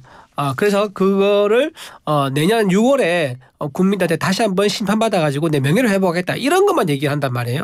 그러면서 DJ를 이제 묘백에 참배했단 말이에요. 왜 DJ 묘백에 갔겠습니까? 호남표 때예요. 호남표. 지금 조국 혁신당은요. 호남에서 지분이 제일 많습니다. 호남과 수도권 이 두 군데인데요. 호남에서 본인이 가져올 수 있는 지분이 많기 때문에 내년 지방선거에 생각한다면 지금 이재명 대통령이 풀어진 이유는 정청래 대표가 이끄는 민주당을 좀 견제하라 그런 용도로 저는 조국 전 대표를 풀어줬다고 생각합니다. 왜냐하면 정청래 당 대표가 지금 고분고분하지 않아요. 지금 자기 정치하고 있고 지금 추미애 의원 같은 경우도 육선 의원인데 세상에 법사위 위원장으로 지금 앉혔습니다. 그 지금 원내대표와 대통령실에서 생각하고 있는 아마 법사위원장 후보가 있었을 거예요. 근데 그걸 미처 틈을 주지 않고 바로 내정을 해버렸습니다. 그리고 또 최고위원 지명직 최고 누구 앉힌지 아세요? 서삼석 전 의원이라고. 이분은 누구냐? 이재명 대통령이 그때 체포동의안 이제 당대표 시절에 나온 적 있지 않습니까? 그때 체포동의안에 동의표를 던진 사람이에요. 물론 이건 추측입니다. 왜냐하면 비공개 비밀투표이기 때문에 누가 찍었는지는 알 수가 없죠. 그때 당시에 언론에 다 명단이 다 공개됐었죠. 이런 사람들이 또 잘 동의했을 것이다. 추론이라는 걸 말씀을 그렇죠. 다 동의했을 거라고 공개했던 명단인데 자, 그 정도로 지금 이재명 대통령과 결이 다른 사람을 측근에 두고 있다는 것은 뭐냐? 내년 지방선거에 압승을 해서 압승하면 뭐가 있죠? 바로 전당대회가 있습니다. 정청래 후보는 1년짜리 당대표예요. 그래서 내년 지방선거에 반드시 이겨야지 그다음 당대표가 또 가능한 거거든요. 그럼 그다음 당대표에서 뭘 가질 수 있습니까? 바로 총선 공천권을 가질 수 있는 거예요. 근데 이재명 대표 하는 걸 옆에서 봤거든요.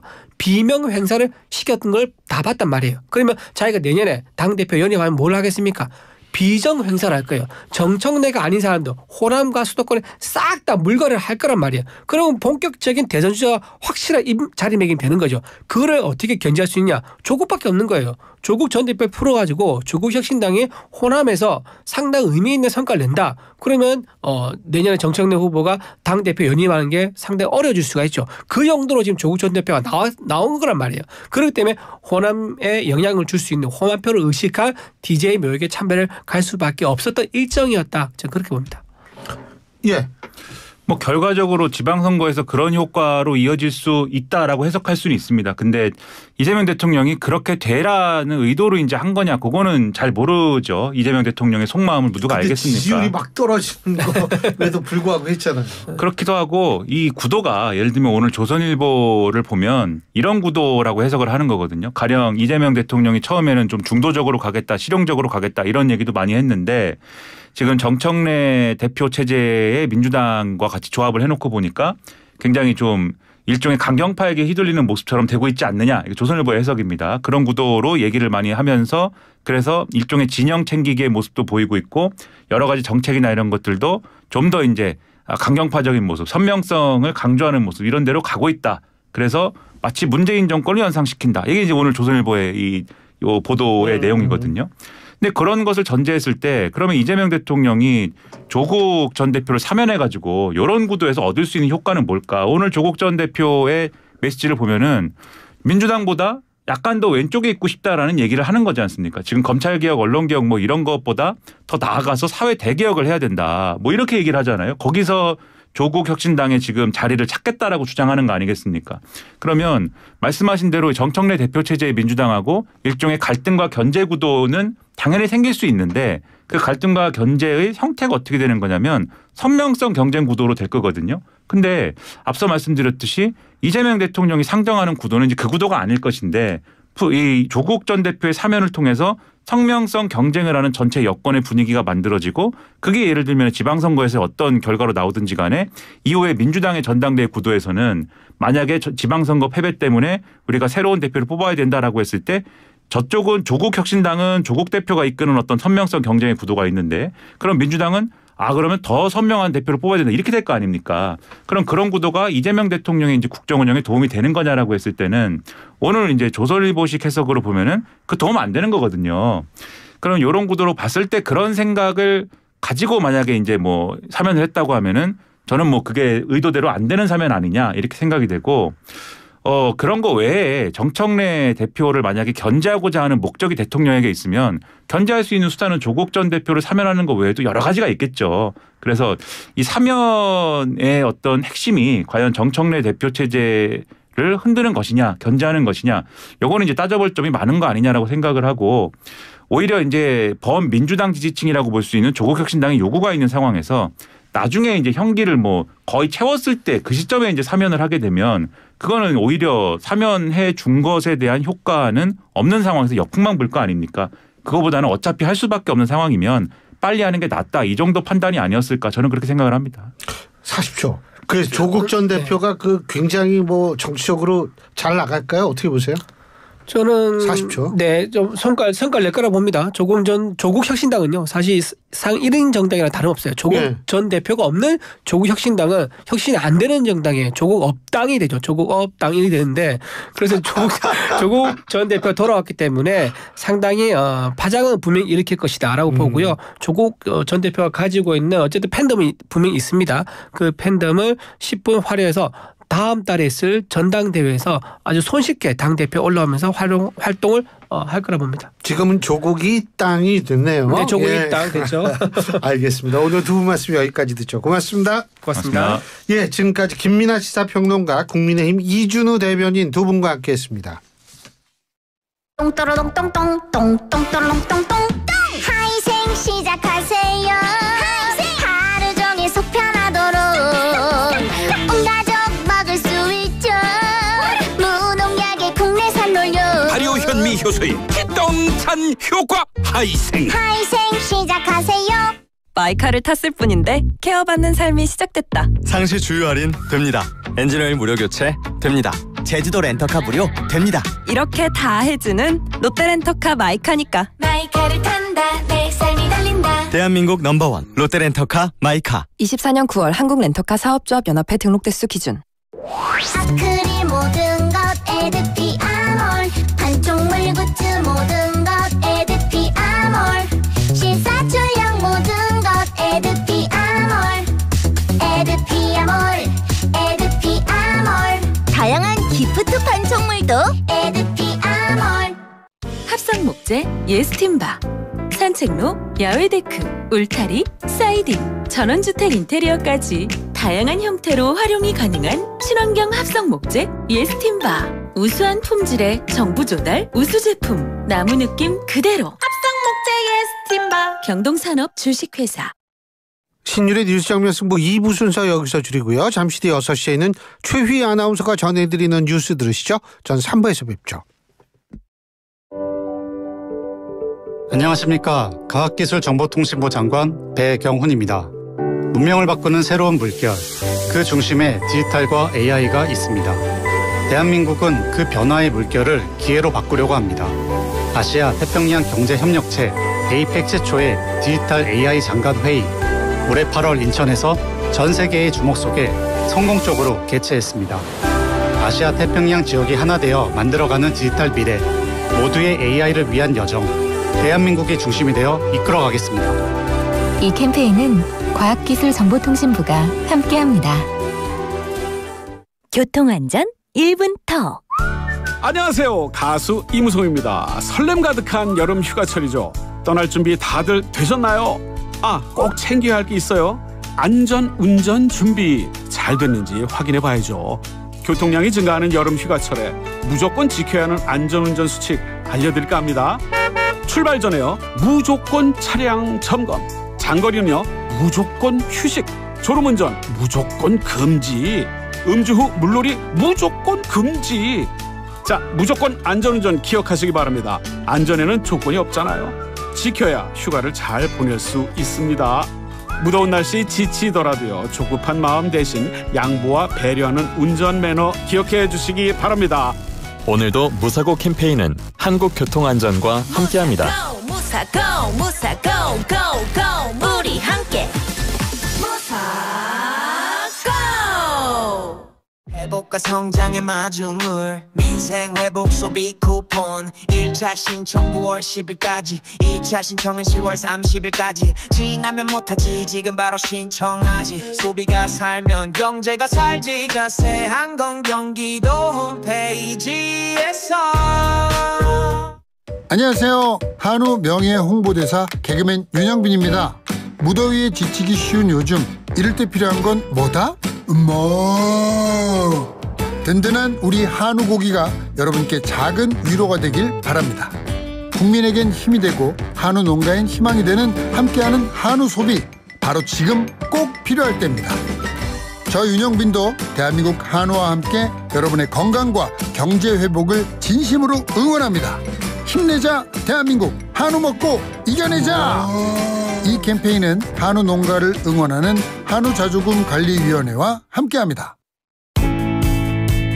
세계 속 스마트 도시 안양. 안양시의 상상은 현실이 된다. 안양시 곳곳을 누비는 자율주행버스 주야로. 7천여 대 CCTV를 모니터링하며 시민의 안전을 책임지는 통합관제센터.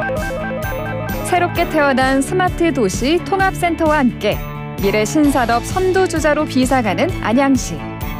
안양시와 함께 당신의 상상도 현실이 됩니다. 이 캠페인은 디지털 특별자치시 안양시에서 함께합니다.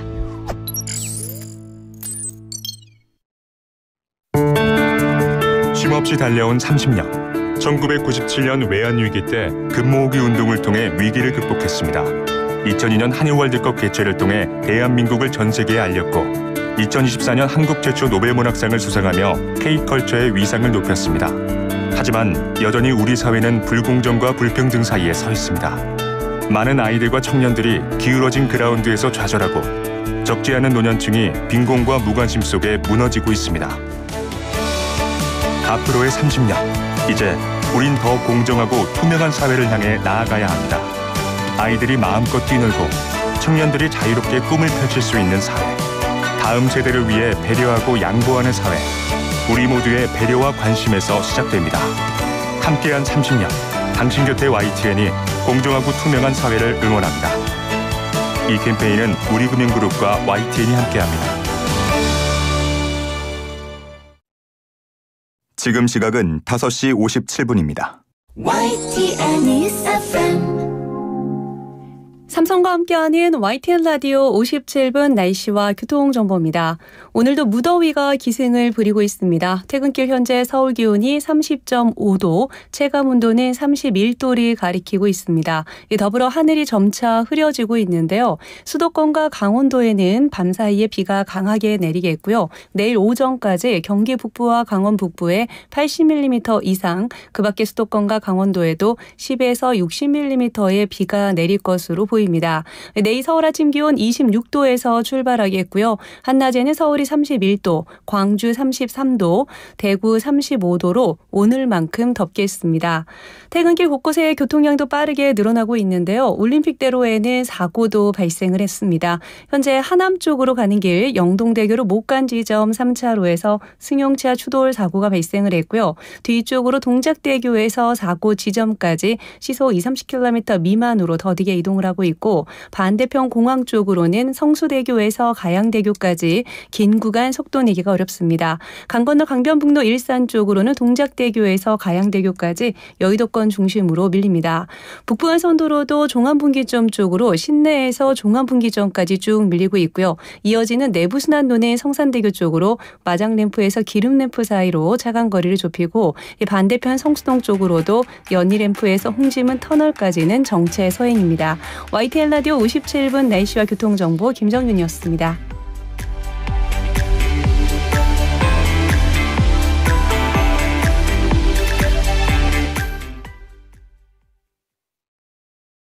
MBC 건축박람회. 동아전람이 주관하는 MBC 건축박람회가 8월 21일부터 24일까지 킨텍스에서 개최됩니다. 건축자재, 인테리어, 전원주택, 농촌체류형 쉼터, 냉난방 기자재, 차, 공예 등 건축과 주택, 인테리어 관련 다양한 제품이 전시되는 박람회에 많은 관람 바랍니다. 동아전람. FM 94.5MHz YTN 뉴스 FM입니다. HLQV.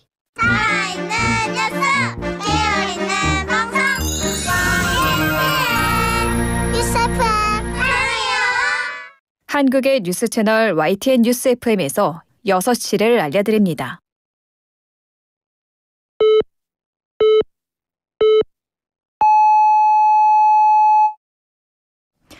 YTN 뉴스 FM 6시 뉴스입니다. 통일교인들의 국민의힘 당원 가입 의혹을 수사하는 김건희 특검팀이 압수수색 영장 재집행을 위한 협조를 요청했습니다. 특검팀은 오늘 국회 본관 국민의힘 당직자실 등에 찾아가 특검 측이 확보한 통일교 신도 명단과 당원 명부 대조 작업에 대한 협조를 요청했습니다. 특검팀은 정례 브리핑에서 압수수색은 당원 명부를 제출받거나 보려는 작업이 전혀 아니라며 일부 신도 명단과 국민의힘 당원 명부의 동일성 여부만 시스템으로 대조하려는 것이라고 설명했습니다. 앞서 특검은 지난 13일 중앙당사에 대한 압수수색 영장 집행에 나섰지만 국민의힘 측의 완강한 거부로 15시간 정도 대치한 끝에 중단했습니다. 민중기 특별검사팀이 건진법사 청탁 의혹과 관련해 윤영호 통일교 전 세계본부장을 재판에 넘겼습니다. 특검은 오늘 청탁금지법 위반과 업무상 횡령, 정치자금법 위반 등의 혐의로 구속된 윤 전 본부장을 기소했다고 밝혔습니다. 윤 전 본부장은 2022년 4월부터 8월 사이 건진법사 전성배 씨를 통해 김건희 씨에게 고가 다이아몬드 목걸이와 명품 가방 등을 건네며 교단 현안을 청탁한 혐의를 받고 있습니다. 특검은 윤 전 본부장이 국민의힘 권성동 의원에게 불법 정치자금을 전달한 의혹과 당대표 선거를 도울 목적으로 통일교 교인들을 당원으로 입당시킨 의혹도 들여다보고 있습니다. 내란 특검이 내일 한덕수 전 국무총리에 대한 추가 소환 조사를 진행합니다. 내란 특검은 내일 오전 9시 반 한 전 총리를 피의자 신분으로 불러 조사할 예정입니다.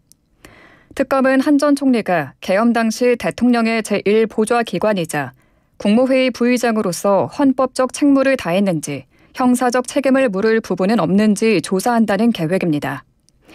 한 전 총리가 계엄 선포 뒤 사후 계엄 선포문이 작성됐다가 폐기된 과정에 관여했는지에 대해서도 조사가 이루어질 전망입니다.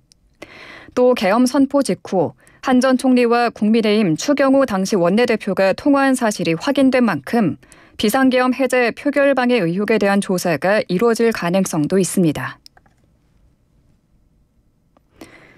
이재명 대통령이 더불어민주당 주도로 최근 국회를 통과한 방송법과 양곡관리법, 농수산물 유통 및 가격 안정법 개정안 공포안을 의결했습니다. 이들 법안은 윤석열 전 대통령의 제2요구권에 막혀 폐기됐다.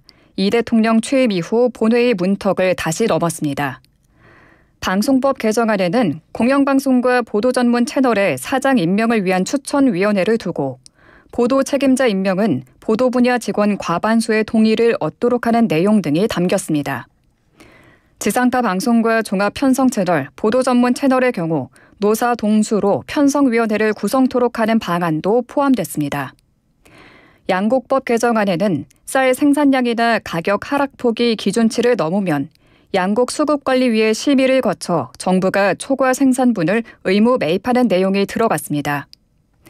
농안법 개정안에는 이런 수급관리 노력에도 농수산물 평균 가격이 기준치 미만으로 떨어지면 역시 심의를 거쳐 차액의 전부 또는 일부를 지급하는 방안이 담겼습니다.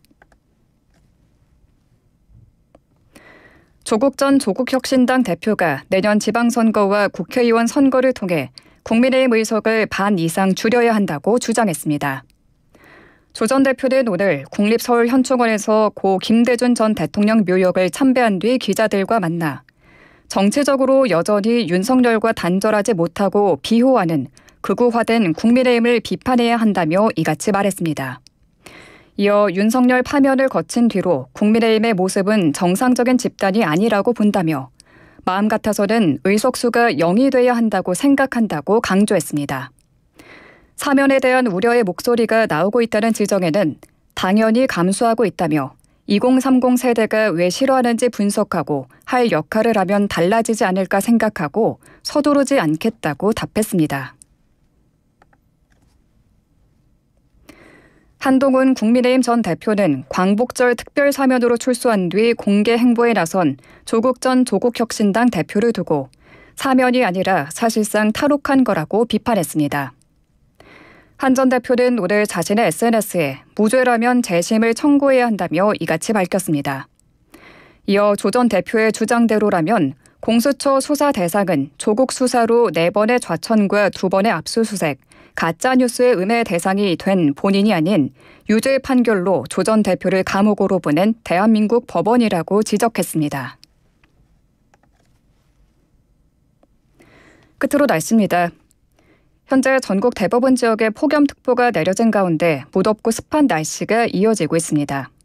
현재 서울 등 중부지방에는 폭염주의보가, 남부지방에는 폭염경보가 발효 중입니다. 수도권과 강원도 곳곳에 비가 내리고 있는데요. 이 비는 내일 오전까지 산발적으로 더 이어지겠습니다. 내일도 전국이 대체로 흐린 가운데 내륙 곳곳에 가끔 소나기가 내리겠습니다. 내일 아침 기온은 서울과 부산 26도, 강릉 27도 등으로 밤사이 열대야가 나타나는 곳이 많겠습니다. 내일 낮 기온은 서울 31도, 광주 33도까지 올라 전국이 30도를 웃돌며 오늘만큼 덥겠습니다. 당분간 무덥고 습한 날씨가 계속해서 이어질 것으로 보입니다. 건강관리 잘해주시기 바랍니다. 서울 지역 현재 기온 30.1도, 습도는 62%입니다. 한국일보제휴 6시 뉴스를 마칩니다. 아나운서 최유였습니다. 이어서 신율의 뉴스 정면 승부 3부가 방송됩니다. 대한민국 유일의 24시간 라디오 뉴스 채널 YTN 뉴스 FM. 춤과 노래를 즐기는 장수마을 가고시마의 100세 어르신들. 건강 비법은 흑초. 100세 시대. 골골백세냐 생생백세냐는 지금 결정됩니다. 늦기 전에 샘표 흑초하세요. 매일매일 흑초 습관. 샘표 흑초. 100년 동안. 무엇이 24번 국도를 달리게 할까요? 전기 용광로 작동합니다. 무엇이 대한민국의 산업을 움직이게 할까요? AI 동영상 어때? 무엇이 인공지능 시대를 가능하게 할까요? 저마다 답은 다르지만 한국수력원자력이 찾은 답은 에너지에 있습니다. 청정에너지 개발에서 AI 첨단 산업 전력 공급까지. 내일을 만드는 건 기술이지만 내일을 움직이는 건 에너지입니다. 내일의 에너지가 꿈틀. 한국수력원자력. 반갑습니다. 경기도의 의장 김진경입니다. 지방의회 출범 34년. 책임도 역할도 지나온 시간만큼 무거워졌습니다. 하지만 지방의회를 둘러싼 제도는 여전히 과거의 틀에 머물러 있습니다. 지방의회법 제정, 그 시대적 과제의 완성에 힘을 모아주십시오. 여러분의 관심과 응원이 곧 길이 됩니다. 고맙습니다. 이 캠페인은 경기도의회와 함께합니다. 세수하러 왔다가 물만 먹고 가지요. 이런 동요 기억나시죠? 동요 속 가사처럼 제주에는 노루가 먹고 놀다간 냇물이 있답니다. 바로 조천읍 삼다숲길 속 노린물이라는 천인데요. 제주도민과 관광객 모두 힘을 모아 깨끗하게 보존한 덕분에 요즘도 종종 물 마시러 오는 노루를 만날 수 있다고 합니다. 앞으로도 이 맑은 물을 모두가 좋아 마실 수 있도록 깨끗한 환경을 위해 함께 노력해야겠습니다. 이 캠페인은 우리가 믿는 물 제주 삼다수와 YTN 라디오가 함께합니다. 국가보훈부 YTN 라디오 공동기획 광복 80주년 캠페인. 안녕하십니까. 국가보훈부 장관 권오은입니다. 1936년 베를린 올림픽 마라톤에서 송기정 선수가 금메달을 땄습니다. 하지만 선수의 가슴에는 태극기 대신 일장기가 달려 있었지요. 그해 8월 동아일보와 조선중앙일보는 시상식 사진 속에 일장기를 몰래 지어 지면에 실었습니다. 이것이 바로 일장기 말소 사건입니다. 작은 사진 한 장에 담긴 담대한 용기는 일제의 식민 통치에 대한 저항의 상징이자 항일 민족 정신을 고취시키는 중요한 계기가 됐습니다. 빛나는 발걸음, 새로운 길을 여는 광복 80년. 국민과 함께 만들겠습니다.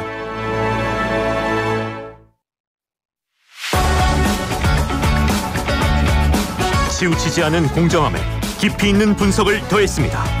신율의 뉴스 정면 승부.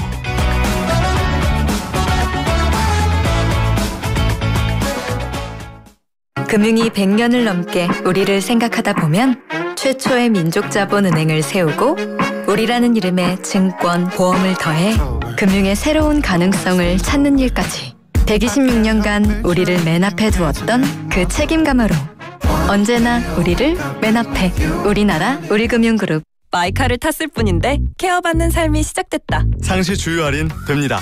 엔진오일 무료 교체 됩니다.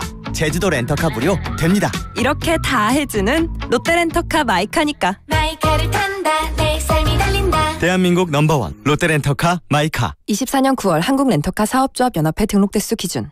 크리네어 테크. 크리네어 테크 집중기.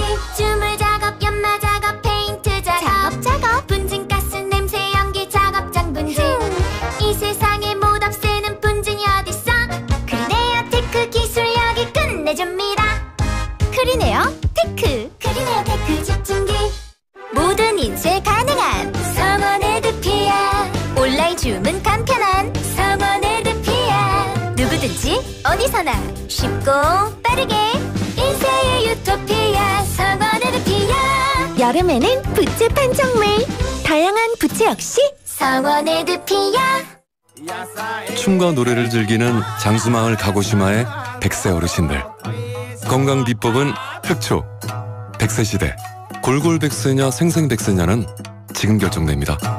늦기 전에 샘표 흑초하세요. 매일매일 흑초 습관. 샘표 흑초 100년 동안.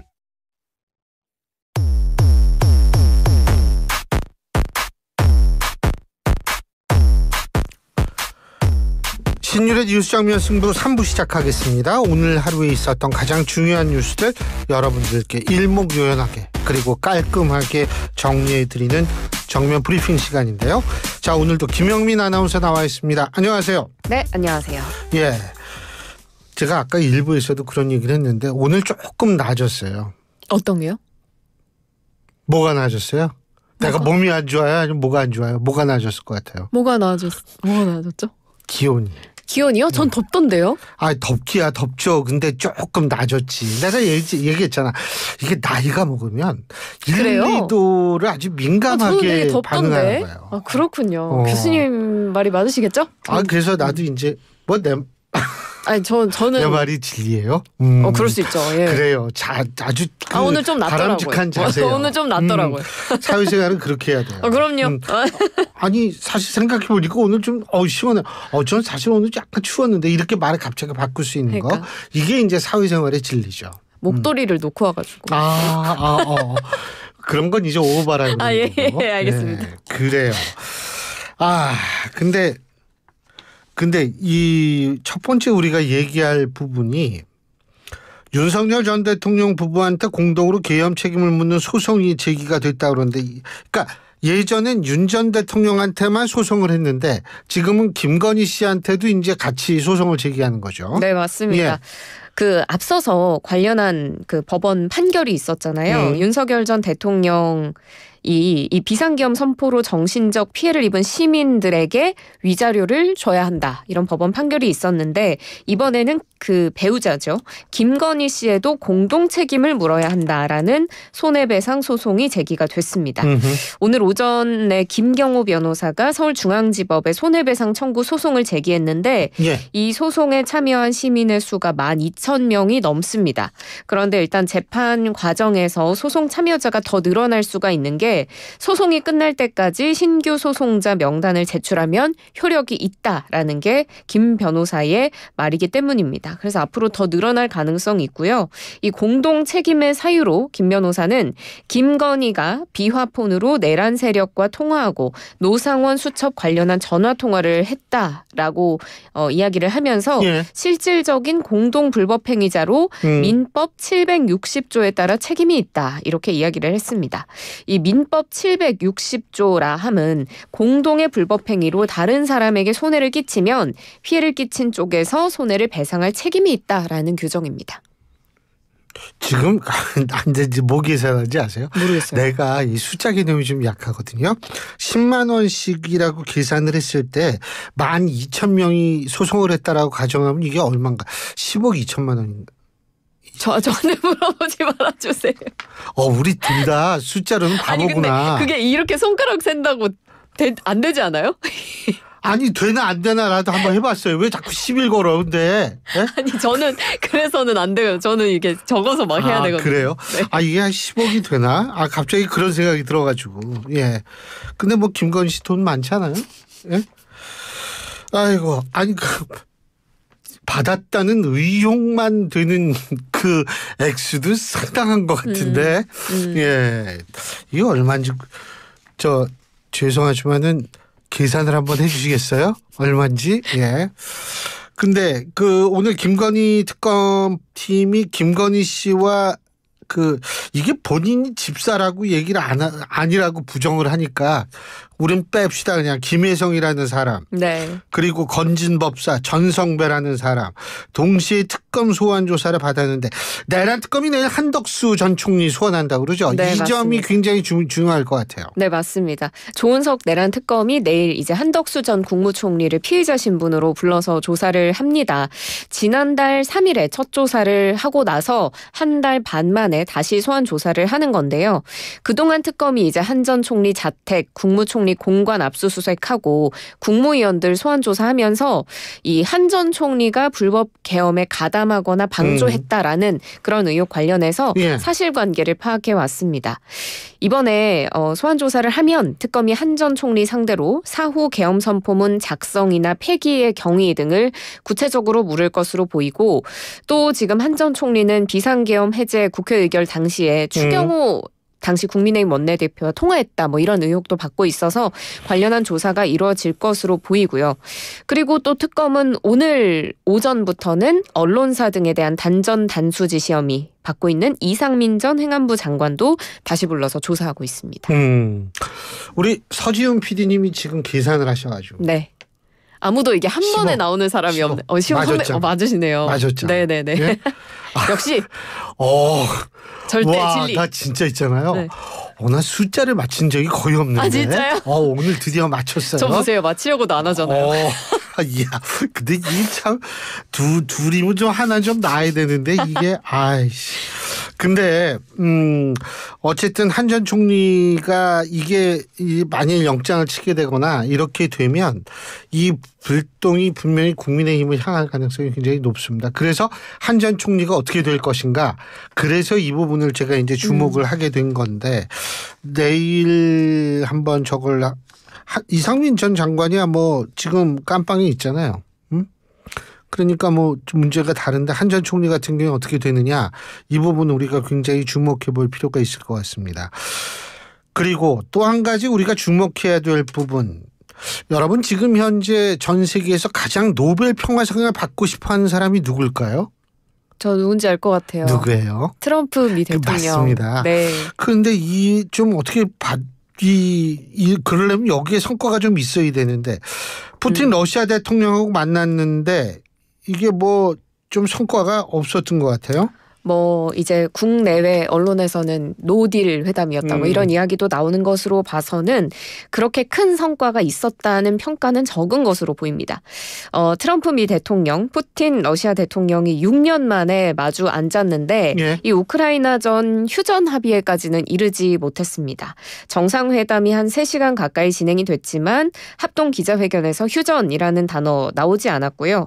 오히려 푸틴 러시아 대통령이 우크라이나와 유럽을 향해 해서 모든 걸 건설적으로 받아들이라 뭐 이런 여러 가지 경고성 메시지를 날리기까지 했습니다.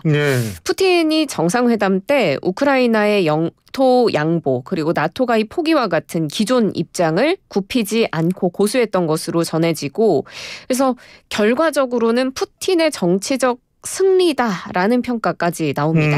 트럼프 대통령 역시도 러시아 입장에 사실상 동의한 것으로 보이는 발언들이 있고요. 그래서 이제 노딜 회담이었다 이런 평가가 나오는데 트럼프 미 대통령은 좀 동의하지 않는 것 같더라고요. 러시아와 큰 진전을 이뤘다. 계속 지켜봐달라. 뭐 이런 입장을 내기도 했고요. 푸틴 러시아 대통령은 이 정상회담이 시기적절하고 유용했다. 이렇게 평가하기도 했습니다. 저는 트럼프 미국 대통령의 이 어법, 이 화술 이런 거에 굉장히 큰 장점이 있다고 생각해요. 첫 번째 장점은 뭐냐면 이분이 쓰는 영어는 미국에서 초등학교 정도 다니는 학생들이면 이해가 될 정도거든요.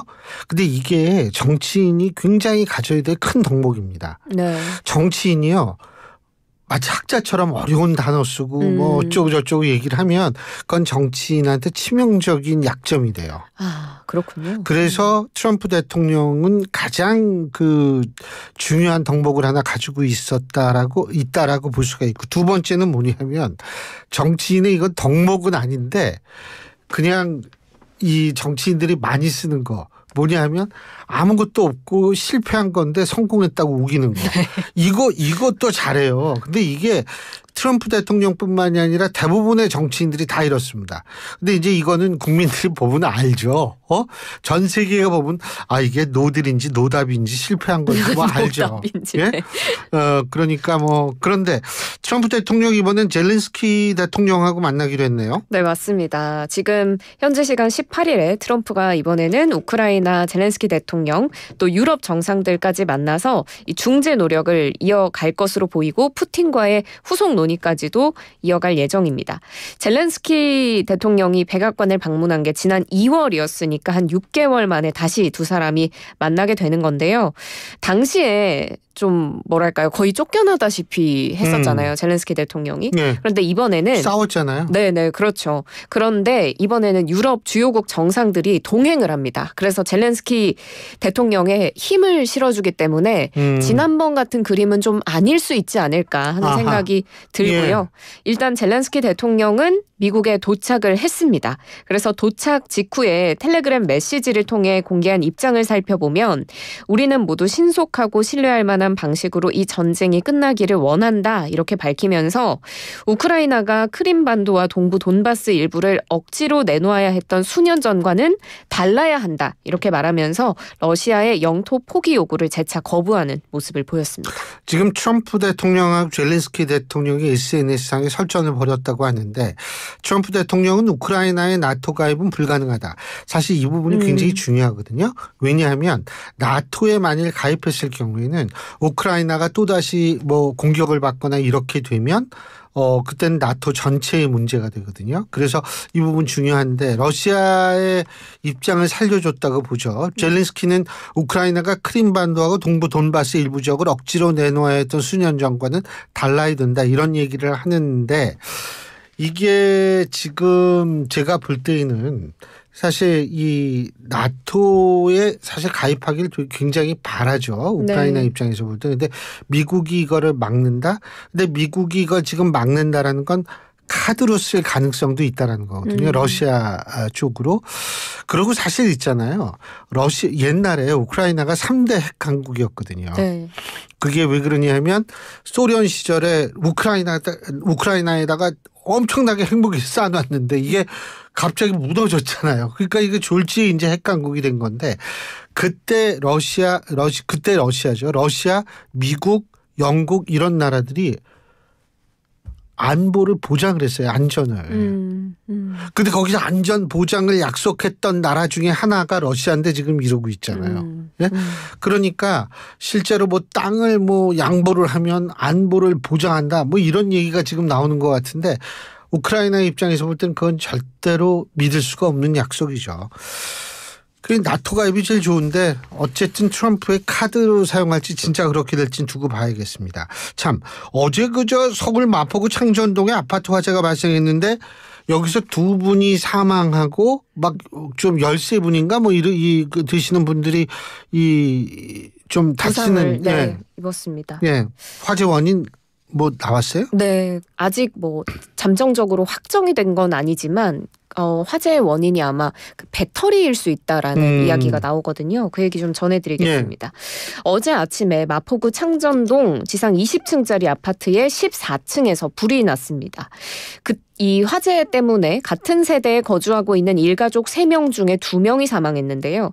이 두 사람이 모자 관계였고 60대 아버지가 화상을 입고 병원으로 이송이 됐고 이 아버지를 포함해서 총 14명이 부상을 당했습니다. 유족의 증언을 들어보면 아들의 방에서 충전 중이던 전동 스쿠터 배터리에서 불이 시작된 것으로 추정이 되는데요.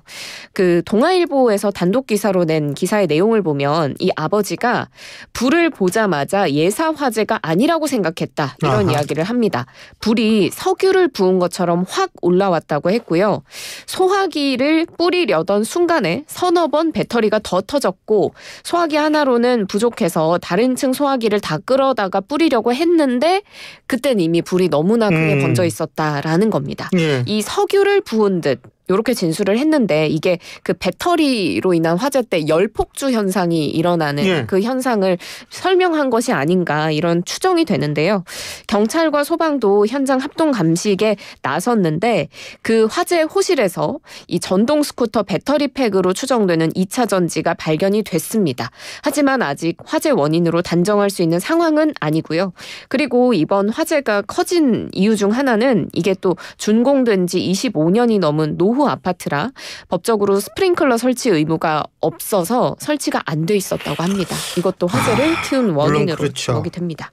뭐 제가 사는 아파트에 스프링클러 없어요. 근데 이거 그러니까 결국 과충전 때문에 이런 일이 발생했을 가능성이 있는데 여러분 그러니까 이게 충전해 가지고 우리가 뭐 휴대폰은 뭐 할 수 없지만 일반적인 거 좀 이 덩치가 큰 거 있잖아요. 이런 거는 과충전 이렇게 뭐 충전하고 주무시면 이거 좀 안 돼. 저도 딴 거는 절대로 충전하고서 자지 않습니다. 아, 그렇군요. 예. 그거 여러분 조심하셔야 될 거예요. 그리고 K-팝 데몬 헌터스 열풍 마지막으로 이 얘기 좀 해보죠. 보셨어요? 아직 안 보셨어요? 그런 거 이렇게 물어보고 그런 거 아니에요. 그게 아니 언제 사생활에 좋게 있는 건데 말이야. 언제 저랑 캐대언 얘기 해주실 거예요? 봤잖아요. 얼마 전에. 저는 봤죠. 예? 재밌는데. 예. 근데 우리 사위가 그보다 20분 만에 잤대요. 그 얘기 하시면. 그래서 나도 봐야 되나? 근데 어쨌든 뭐 젊은 사람이 보면 되게 좋은 모양이더라고. 네네. 예. 근데 이게 여기에 한국의 자리가 없다. 이게 무슨 얘기예요? 지식재산권 가치가 요새 굉장히 어떤 컨텐츠에 대한 가치로 매겨지잖아요. 네. 근데 이 K-팝 데몬 헌터스의 지식재산권 가치가 최대 1조 원에 달할 것이라는 분석이 나왔는데요. 사실 이 지식재산권으로 뭐 미키마우스, 배트맨, 헬로키티 이런 캐릭터들이 수십조 원의 가치를 올리고 있는데 반해서 우리나라는 세계 50대 지식재산권 기업 순위에서 단 한 군데도 이름을 올리지 못하고 있는 실정입니다. K-팝 데몬 헌터스 같은 경우에도 실제 수익을 올리는 곳은 미국 플랫폼과 일본 제작사이기 때문에 우리나라가 이 지식재산권에 관련한 다양한 투자를 할 필요가 있다라고 대한상공회의소가 분석을 했습니다. 그래요. 지식재산권은 모르지만 어쨌든 우리나라의 힘이 많이 들어간 그러한 작품이기 때문에 지식재산권이 설령 우리가 못 가져간다 하더라도 더 큰 무형의 재산을 획득할 수 있었다. 이렇게 생각하는 게 중요하겠죠. 자, 김영민 아나운서도 수고하셨습니다. 고맙습니다. 고맙습니다. 춤과 노래를 즐기는 장수마을 가고시마의 100세 어르신들. 건강 비법은 흑초. 100세 시대 골골백세냐 생생백세냐는 지금 결정됩니다. 늦기 전에 샘표 흑초하세요. 매일매일 흑초 습관. 샘표 흑초 100년 동안. 서울 거주 외국인 주민 수 약 44만 명 시대. 다양한 언어, 인종, 문화를 가진 외국인과 내국인이 함께 만들어가는 도시 서울. 글로벌 인재가 모여들고 전 세계와 함께 성장해가는 모자이크 같은 글로벌 도시 미래서울은 서울 거주 외국인들을 위해 준비되어 있습니다. 서울살이를 꿈꾸는 많은 외국인과 유학생을 위해 인재유치, 다문화 정책, 도시외교, 개발협력까지 서울시가 동행하겠습니다. 이 캠페인은 동행매력특별시 서울시 글로벌도시정책관과 함께합니다. 지역 속으로, 주민 속으로 신뢰와 공감을 기반으로 해광지역 경제 활성화를 위해 함께 상생하는 따뜻한 동행, 동반 성장을 위해 오늘도 다가갑니다. 지역 속에서 인재를 꿈꾸는 이들에게 대한민국 미래 관광 산업을 선도할 주인공을 키워내는 뚝심으로 주민 일자리 창출을 위해 다가갑니다. 오늘보다 더 나은 내일, 지역과 사람, 내일의 가치를 염원합니다. 해광지역 경제 활성화와 대한민국 관광 산업을 선도하는 글로벌 복합 리조트는 해광지역과 주민들의 희망입니다. 이 캠페인은 하이원 리조트와 함께합니다. 2026년 7월 1일 31년 만에 인천의 행정지도가 달라집니다.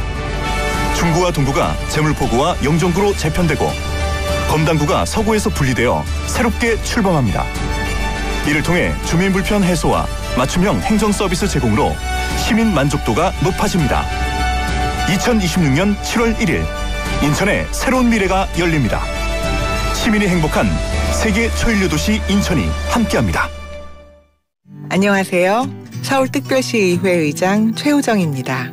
서울의 즐거운 변화, 여러분은 느끼고 계신가요? 기초학력 검사 덕분에 우리 아이 부족한 부분을 보완할 수 있었어요. 도시계획으로 지하 안전까지 미리 챙겨주니까 안심이 되네요. 이 변화의 중심에는 시민의 목소리를 정성껏 듣고 실천하는 111명의 의원들이 있습니다. 앞으로도 시민의 삶을 더 세심하게 챙겨 내일이 기대되는 서울을 만들겠습니다. 청렴한 의회로 늘 시민 곁에 있겠습니다. 이 캠페인은 서울특별시의회와 함께합니다. 국토 3분의 2가 산림인 우리나라. 우리 곁에서 휴식과 즐거움을 주는 산림은 그러나 집중호우로 산사태가 발생하면 우리에게 큰 위협이 됩니다. 5월 15일부터 10월 15일까지는 여름철 자연재난 대책 기간입니다. 산사태 위험에 대비하기 위해서는 대피 장소를 사전에 알아두고 긴급 재난 문자를 수시로 확인하셔야 합니다. 또 노약자는 외출을 삼가고 대피 명령이 있을 때에는 망설이지 말고 즉시 대피하셔야 합니다. 산사태 모두가 막을 수는 없어도 피할 수는 있습니다. 나를 지키는 시간 바로 지금입니다. 이 캠페인은 모두가 가치 있고 건강한 숲을 만들어가는 산림청과 함께합니다.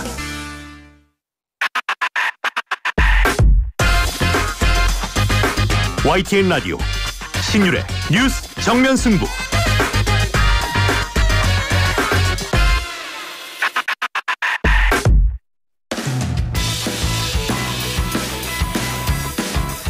신율의 뉴스 정면 승부 4부 시작하겠습니다. 오늘 4부 정면 인터뷰에서 만나볼 분은요. 여러분 너무나 잘 아시는 분이죠. 민주당 언론개혁특위 부위원장을 맡고 계신 김현 의원 직접 스튜디오에 나와 계십니다. 안녕하세요. 네, 안녕하세요. 네. 휴가 갔다 오셨어요? 아니요, 못 갔습니다. 그렇죠. 네. 다 윤 전 대통령 덕분이죠. 예, 조기 대선하고 그렇죠. 인수위 없어서 국정기획위원회 위원으로 활동하고 그래가지고. 그리고 지금 더군다나 민주당이 계속 이 여러 가지 의문과 문제 제기를 하고 있으니까. 네, 그렇습니다. 그죠? 네. 근데 오늘 이재명 대통령이 국무회의에서 방송법, 양곡법, 농안법 이거 처리를 했는데요. 네. 그죠? 네. 자, 어떻게 평가하십니까? 사실은 큰 산 하나를 넘었다라고 저희가 말씀을 드렸는데 1987년 6월 항쟁 때 그 산물이 어쨌든 방송법이고요. 예. 그리고 이제 90년대 2000년 직전에 이제 또 방송위원회를 만들어서 김대중 정부 때는 그 독임제 기구를 이제 방송위원회를 통해서 방송의 자유를 만들어 기틀을 만들었고요. 그다음에 노무현 대통령 때는 방통위 설치법을 만들어서 방송통신 융합 시대에 맞추어서 합의제 기구를 통해서 방송의 자유 그다음에 이용자의 권리를 보장해 주자라고 이제 했던 게 방통위 설치법이죠. 예. 그런데 보수 정권이 들어서면 공영방송을 어쨌든 해체시키거나 탄압을 해서 말 잘 듣는 방송사로 만드는 일이 있었던 거 아니었습니까? 근데 그런 일을 하지 마라. 이제는 국민의 품으로 돌려줘라 방송을, 공영방송을. 그래서 저희가 그 지난 8월 4일 날 법 상정했고 두 번에 걸쳐서 이제 윤석열 정부에서 거부권이 있었던 거고 8월 4일 날 필리버스터에서 8월 5일 날 통과를 시켰고 이제 오늘 대통령께서 재가를 하셨습니다. 그래서 방송법 특히 이제 KBS 공영방송을 사장 후보 추천위원회를 만들어서 시민들이 사장 후보를 뽑고 그 엄선된 사장 후보를 이사회에서 한 명을 정하고 그거를 국회에서 인사청문회를 하고 최종적으로 대통령이 임명하는 그러니까 중간에 그 한 단계를 더 만들어서 그러니까 그 대통령이 임명하는 사람이 되는 구조가 아니라 국민들이 뽑은 사람 중에 대통령이 선출하는 그런 방식으로 바꿨다라는 점에서 큰 의미가 있습니다. 지금 방송법 이게 그러니까 오늘 통과가 됐으면 3개월 오늘부터 3개월인가요? 그렇게 되죠. 네. 오늘부터 3개월. 네, 3개월 안에 이사회하고 그다음에 시청자위원회, 사정후보 추천위원회 이런 것들을 다 해야 되는 거죠. 제가 이거는 뭐 저는 솔직히 잘 모르는데 일부에서는 여기에 지금 부칙으로 YTN하고 연합뉴스가 들어가 있잖아요. 네. 근데 이게 YTN은 지금 민영 방송인데 이게 위헌적 요소가 있는 거 아니냐, 주주의 권리 침해가 있는 거 아니냐 이런 얘기인데 이건 어떻게? 그 이전에 지금 YTN이 사실은 한국마사회하고 한국전력공사가 주식을 갖고 있다가 2023년도에 갑자기 시장에 팔았지 않습니까? 그때 이동관과 이상인 방송통신위원장과 부위원장 대통령이 임명한 윤석열이 임명한 두 사람에 의해서 YTN이 사형화된 겁니다. 그래서 이 문제는 불법한 방식으로 됐기 때문에 바로 잡는 노력이 필요하다라고 이제 여기 YTN 종사자들도 지금 싸우고 있는 거고 저희가 YTN에 대한 거는 이제 물론 사형화됐기 때문에 할 수 없는 거 아니냐라는 지적도 있지만 그거는 결국은 YTN 사장이 이 위헌 여부를 묻는 행위를 해야지만 그 효력이 발생하는 겁니다. 지금 김백 사장이 그만두고 유진이 이제 경영을 하고는 있지만 최대 출자자이긴 하지만 YTN은 방송법에 또 귀속이 되는 부분도 있습니다. 재승인을 받아야 되는 거기 때문에 방통위로부터. 그래서 방송 보도 전문 채널로서의 기능을 충실히 해야 된다라는 점도 있기 때문에 위헌 소지가 있다는 주장도 하지만 법률이 정한 범위 내에서 진행하는 것은 헌법재판소에서 합헌이다라는 판단도 내릴 수 있다라는 점을 저희는 보고 있고요. 두 번째로는 YTN을 불법적으로 매각한 부분에 대해서 다퉈봐야 되고 국정조사 필요하다라는 얘기를 하고 있는 겁니다. 네. 그 지금 오늘 통과된 것이 소위 말해서 방송 3법이 3개 모두가 아니죠. 네. 방송법 KBS 한국방송공사법이 통과된 거고요. 그다음에 이제 21일 날 방문진법 그러니까 방송문화진흥법에서 MBC법이 되고요. 21일 날 또 상정을 EBS법을 상정을 하면 필리버스터하고 22일 날 2시에서 3시 사이에 표결 처리가 되면 최종적으로 방송 3법은 MBC, KBS, EBS법에서 22일 날 완성됩니다. 예. 필리버스터 다시 이제 한다라고 아예 확신을 하시는데 근데 이건 제 의견이 아닙니다. 필리버스터가 그렇게 효과가 있느냐 여기에 대해서도 의문을 다는 분들이 많더라고요. 그렇습니다. 네. 예. 반대하기 위해서 이제 필리버스터를 하는데 사실은 야당이 반대를 하는 이유가 공영방송을 장악하기 위한 법이다라고 얘기를 하고 있는데요. 그럼 공영방송을 장악하지 않았다면 지금 현재 야당이 논리적으로 이렇게 뭔가 연결이 되는데 사실은 MBC를 장악하려고 했고 KBS를 시청료를 가지고 장악을 하고 또 TBS를 없애려고 했던 게 윤석열 정부이기 때문에 방송 장악을 한 정부는 윤석열 정권이고 저희가 민주정부가 들어서서 방송 장악을 하지 않고 국민의 품으로 방송을 내려놓겠다고 한 것이 방송 3법이기 때문에 필리버스터 하는 게 사실은 의미가 없다기보다 논리적으로 궁색한 거고 두 번째로는 국민의힘이 방송 3법에 대한 어떤 그 대안도 내놓지 않았습니다. 사실은 21대 때는 당시에 국민의힘은 방송 3법에 대한 그 법안 개정안을 내놓고 논의를 했어요. 근데 지금은 국민의힘이 아예 그런 노력조차도 하지 않고 무조건 방송 장악하고 있다. 그걸 노리고 있다라고 얘기하기 때문에 국민들의 설득력이 없는 거다. 예, 그렇게 보고 있습니다. 자, 그리고 또 한 가지는 지금 이제 중요한 건데 이재명 대통령이 오늘 이런 얘기를 했습니다. 언론이 고의적으로 왜곡된 책임을 물어야 한다. 이거 들으셨죠? 그죠?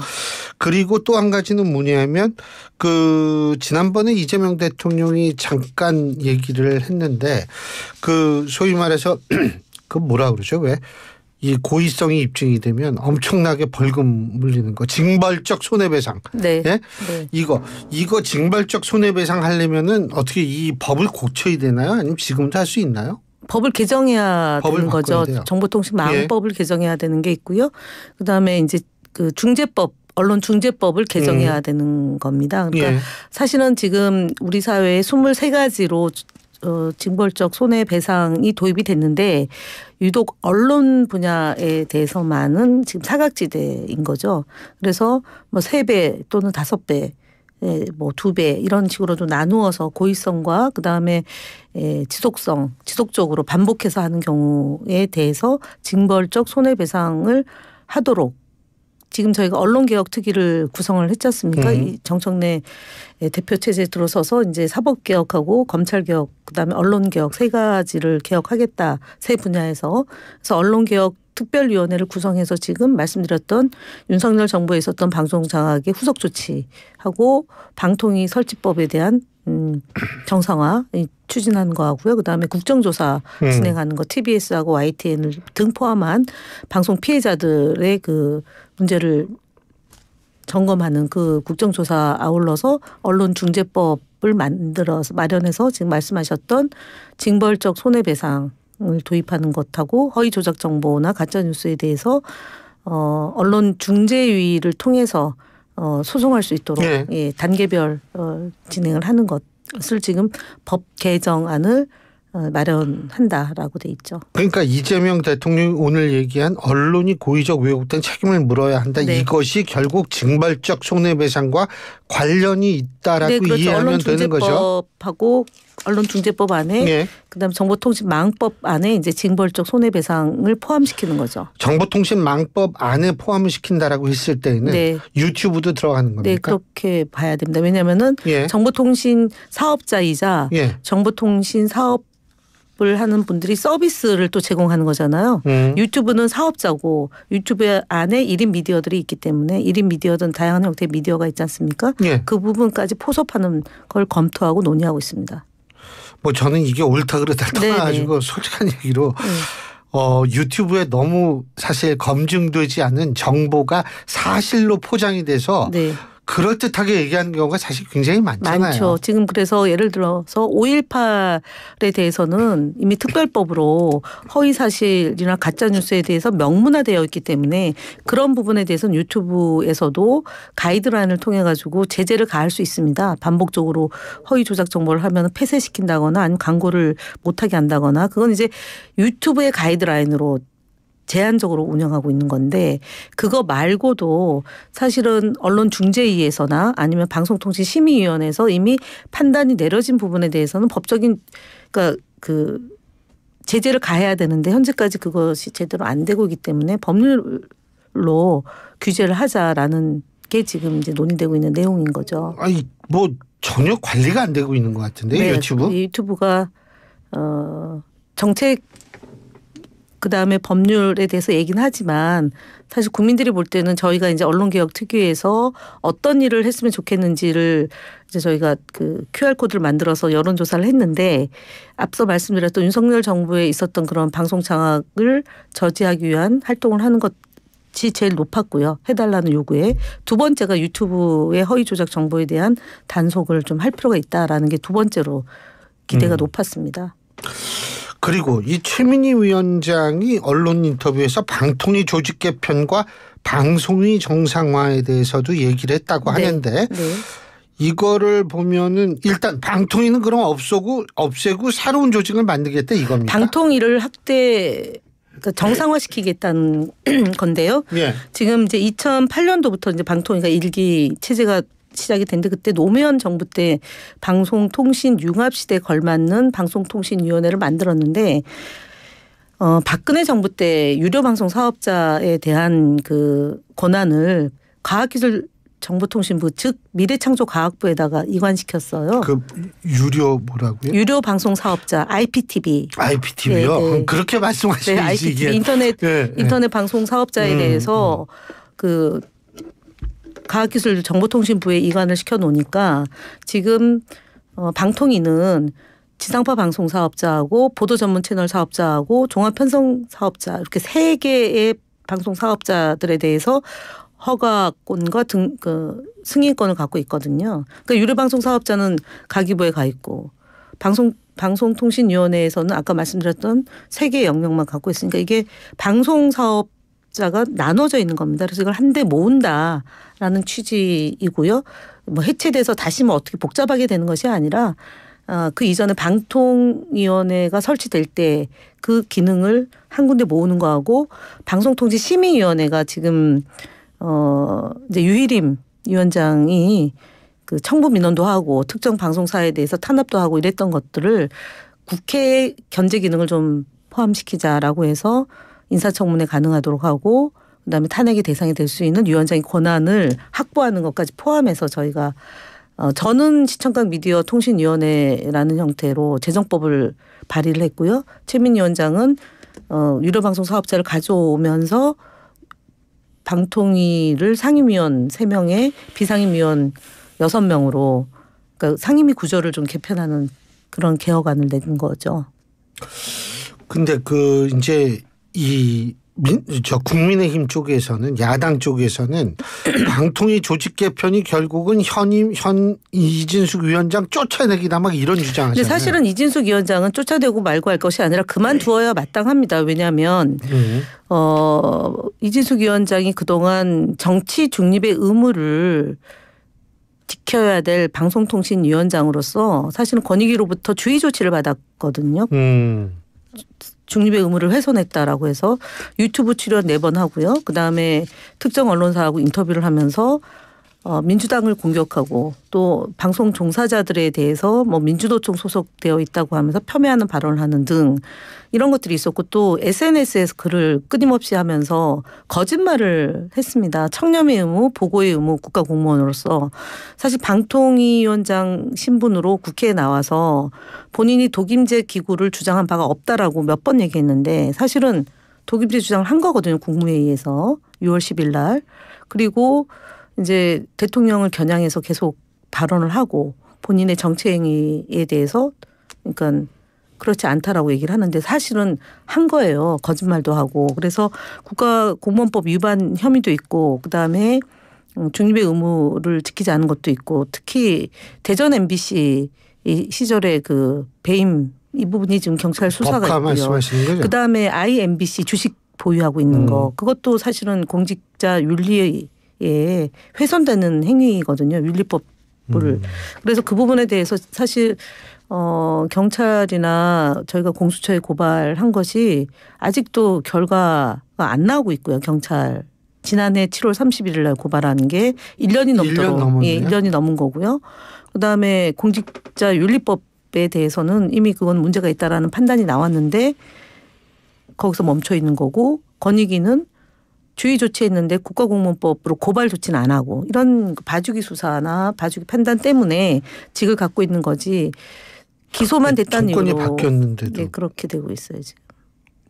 왜 그런지 모르겠네요. 아직도 내란은 지속되고 있다. 내란 세력은 활동하고 있다라고 볼 수밖에 없는 거죠. 그러니까 의원님 말씀을 요약하자면 이분은 그만둬야지 되는 사람인데 네. 아직도 자리를 지키면서 있다. 네. 예. 그런데 어쨌든 지금 상황에선 그만둬야 될 사람이기 때문에 이거는 법적 조치가 들어가야 되기 때문에 그걸 표적으로 바꾸는 것은 아니다. 이 말씀이시죠? 네, 그렇습니다. 왜냐하면 박근혜 정부 때 방통위를 방송을 일부는 방통위가 가지고 있고 일부는 가기부에 가져와 있는 사실은 좀 퇴행적 구조가 된 거예요. 그래서 방송통신위원회가 제대로 운영되려면은 방송 사업자들이 한 군데에서 동일 규제를 받고 그다음에 지능에 대해서도 같이 논의를 해야 되는 겁니다. 근데 그러면은 이진숙 위원장은 왜 안 내려오고 있다라고 보십니까? 임기가 보장되어 있다라는 그건 이제 명분이겠죠. 명분이 있고 그를 통해서 정치행위를 하고 있는 거고 정치행위를 통해서 본인의 그런 입지, 정치적 입지만을 생각하고 있는 거라고 보여지고요. 그리고 대통령하고 맞짱을 떠서 본인의 뭐 정책 책임을 키운다. 보수의 여전사 이렇게 지금 본인의 상품성을 계속 고집하고 있는 거죠. 만들려고 있는 거고요. 간단하게 그게 성공할 거라고 보십니까? 아닙니다.